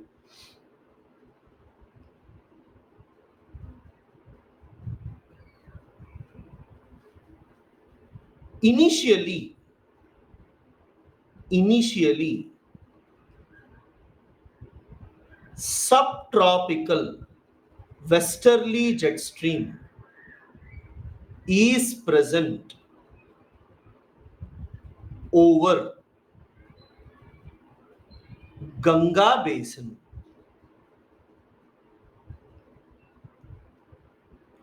As jet stream is present, air doesn't rise,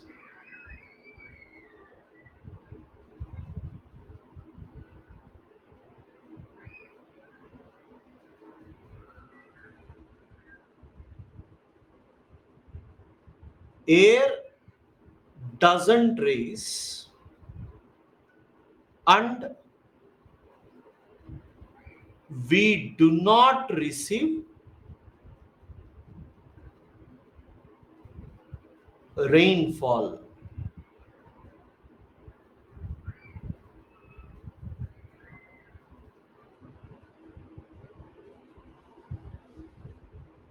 Everyone see here,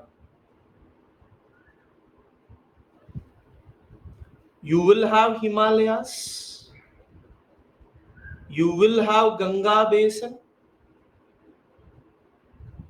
you will have Tibet. Now, what is happening? Subtropical westerly jet stream is present over Ganga basin and it doesn't give rainfalls. It doesn't give rainfall. Everyone?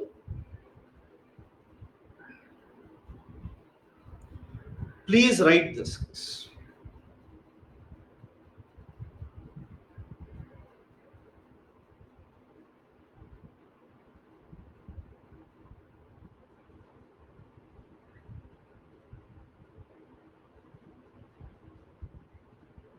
Okay, now as ITCZ shifts,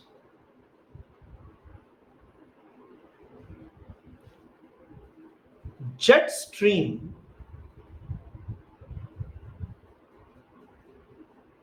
also shifts.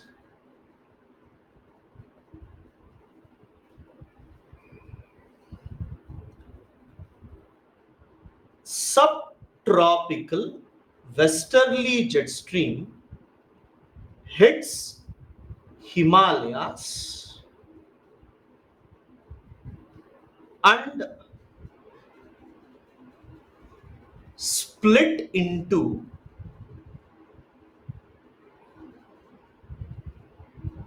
northern and southern branch. Northern branch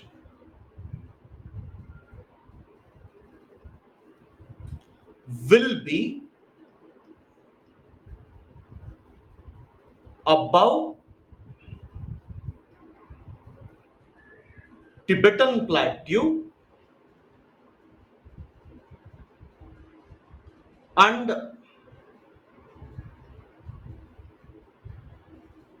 southern branch will be above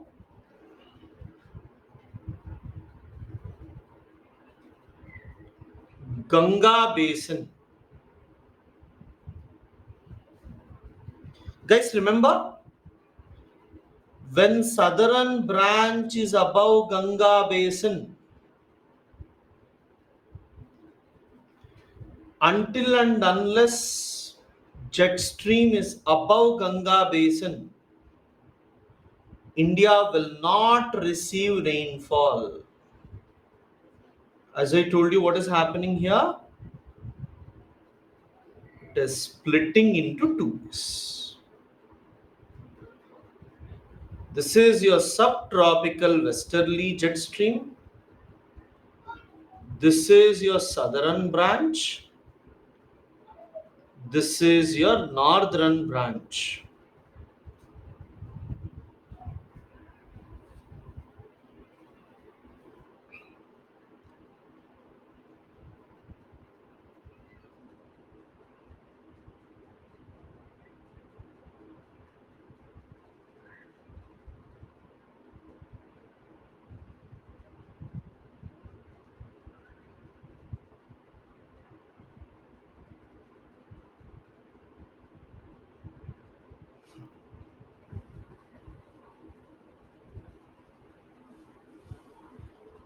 Okay, guys.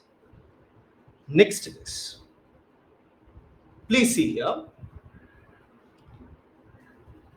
guys. First, it is here.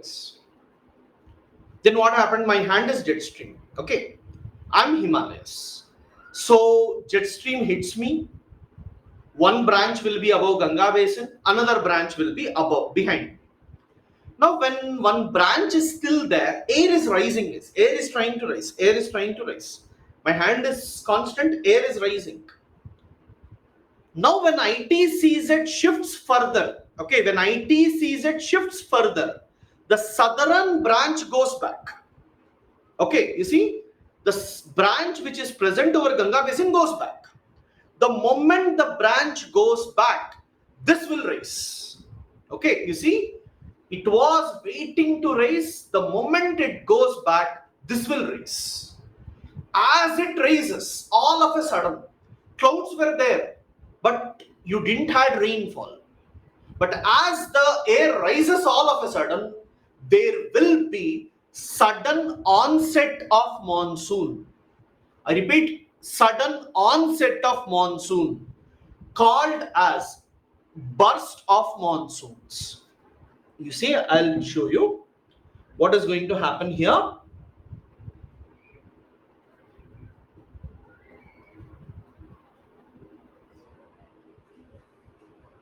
You have Himalayas,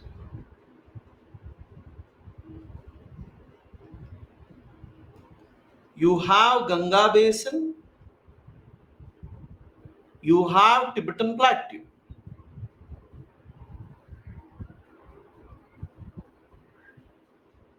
You will have jet stream flowing above.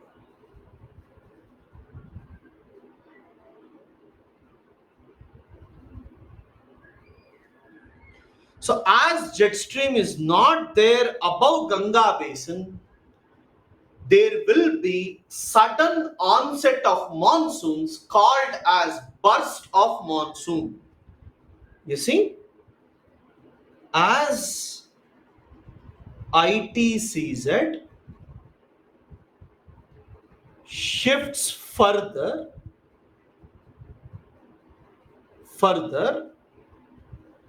subtropical westerly jet stream will go beyond Himalayas.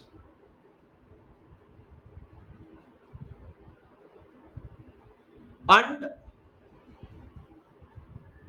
they are not present over Ganga basin.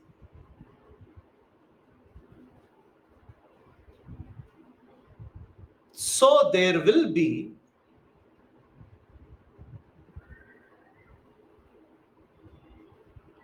sudden onset of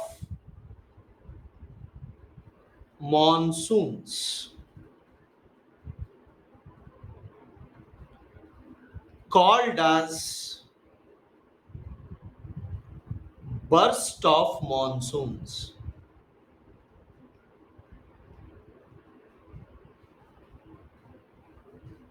Burst of monsoons.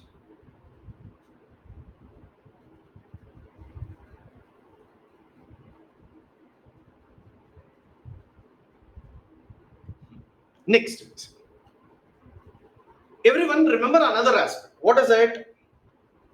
Jet stream is never straight. Correct? Jet stream is not straight. Now jet stream will meander. Correct?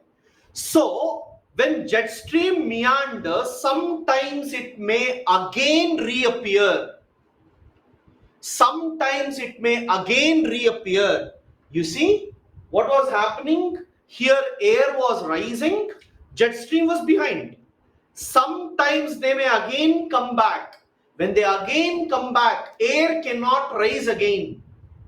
As air cannot rise again, you will have breaks in the monsoon. Rainfall will not occur, called as breaks in the monsoon. You see, as subtropical westerly jet stream meanders, they would again reappear over Ganga basin.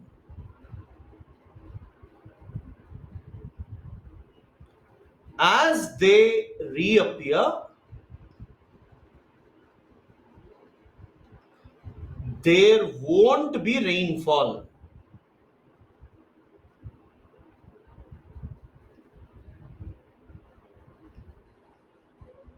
It is called as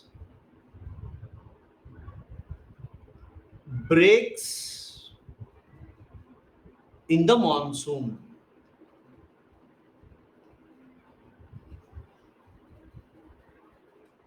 Okay.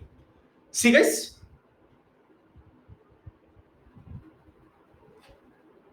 whenever jet stream reappears. So what is the meaning of reappearing? Ganga, Tibet. Reappearing basically means they head, go like this.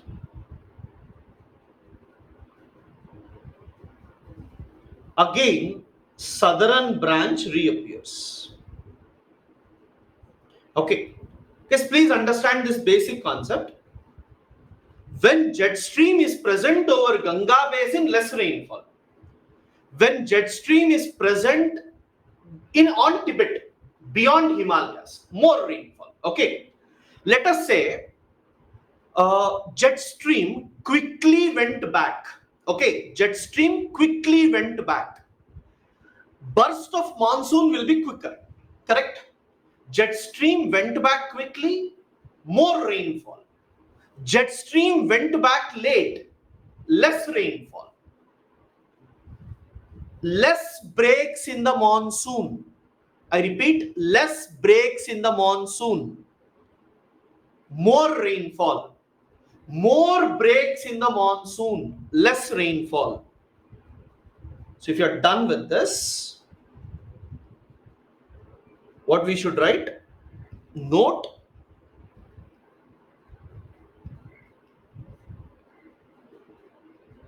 if subtropical westerly jet stream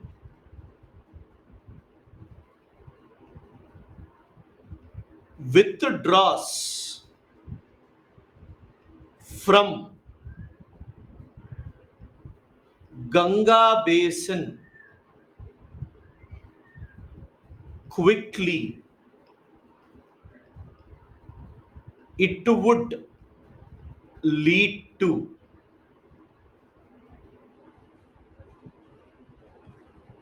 more rainfall.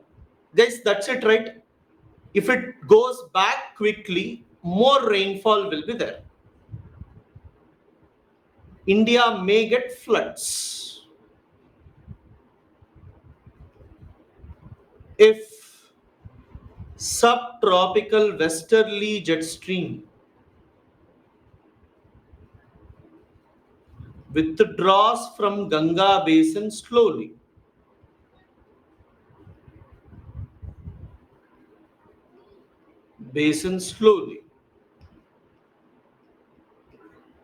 it would lead to less rainfall. That is, we will have droughts. We will have droughts. Third,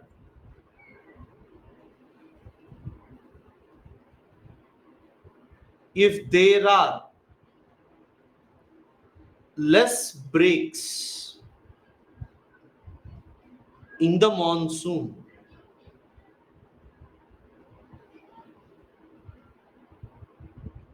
more rainfall.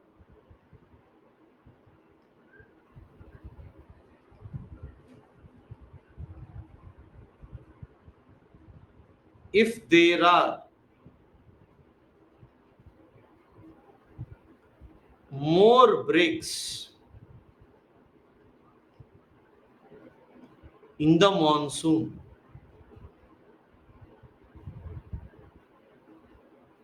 less rainfall.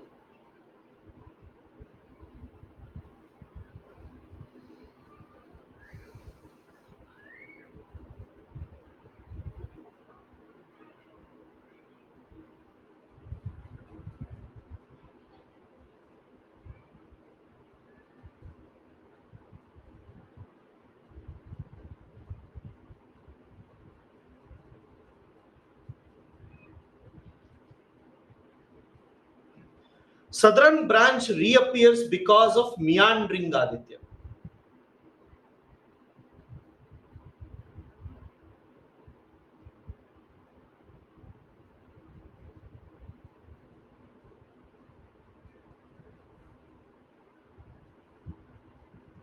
Southwest monsoon gives rainfall in Ganga basin only through convection. Sushmit, please understand the words. Bay of Bengal will bring the clouds. Okay. Bay of Bengal will bring the clouds. Clouds give rainfall either through convection or orographic. Orographic doesn't occur, so it should be convection. Yes, Ankita, you're right.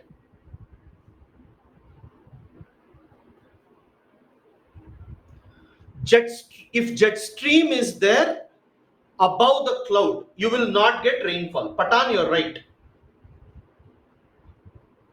But remember, Patan, if mountain is there, you will get rainfall. If mountain is not there, you won't get rainfall. See, if mountain is there, cloud hits the mountain and rises.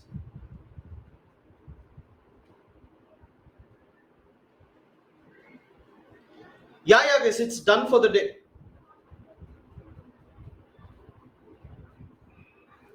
Chandru, ITCZ shifts due to high temperature.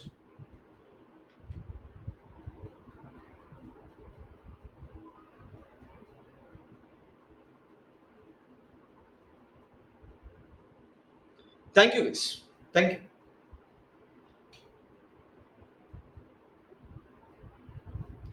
Why? Huh. If ma'am, see ma'am. When I say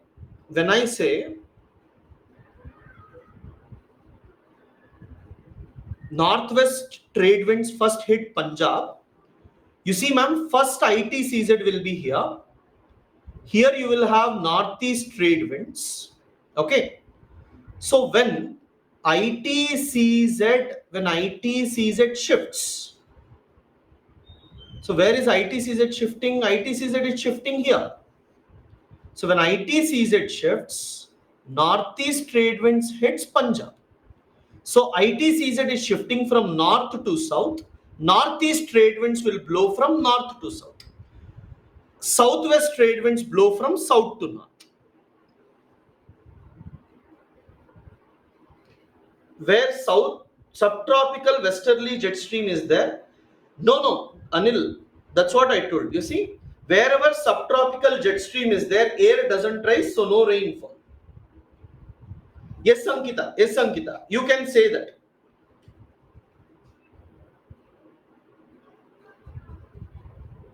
Yes, it's not Himalayas, Tibetan plateau.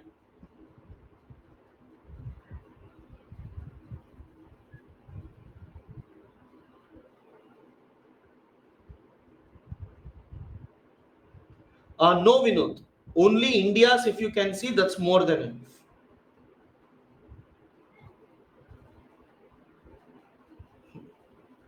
Karthik, you'll get the entire thing. Yes, Kamalpa. Maximum October month. While going, it will be there. While coming down, it will be there.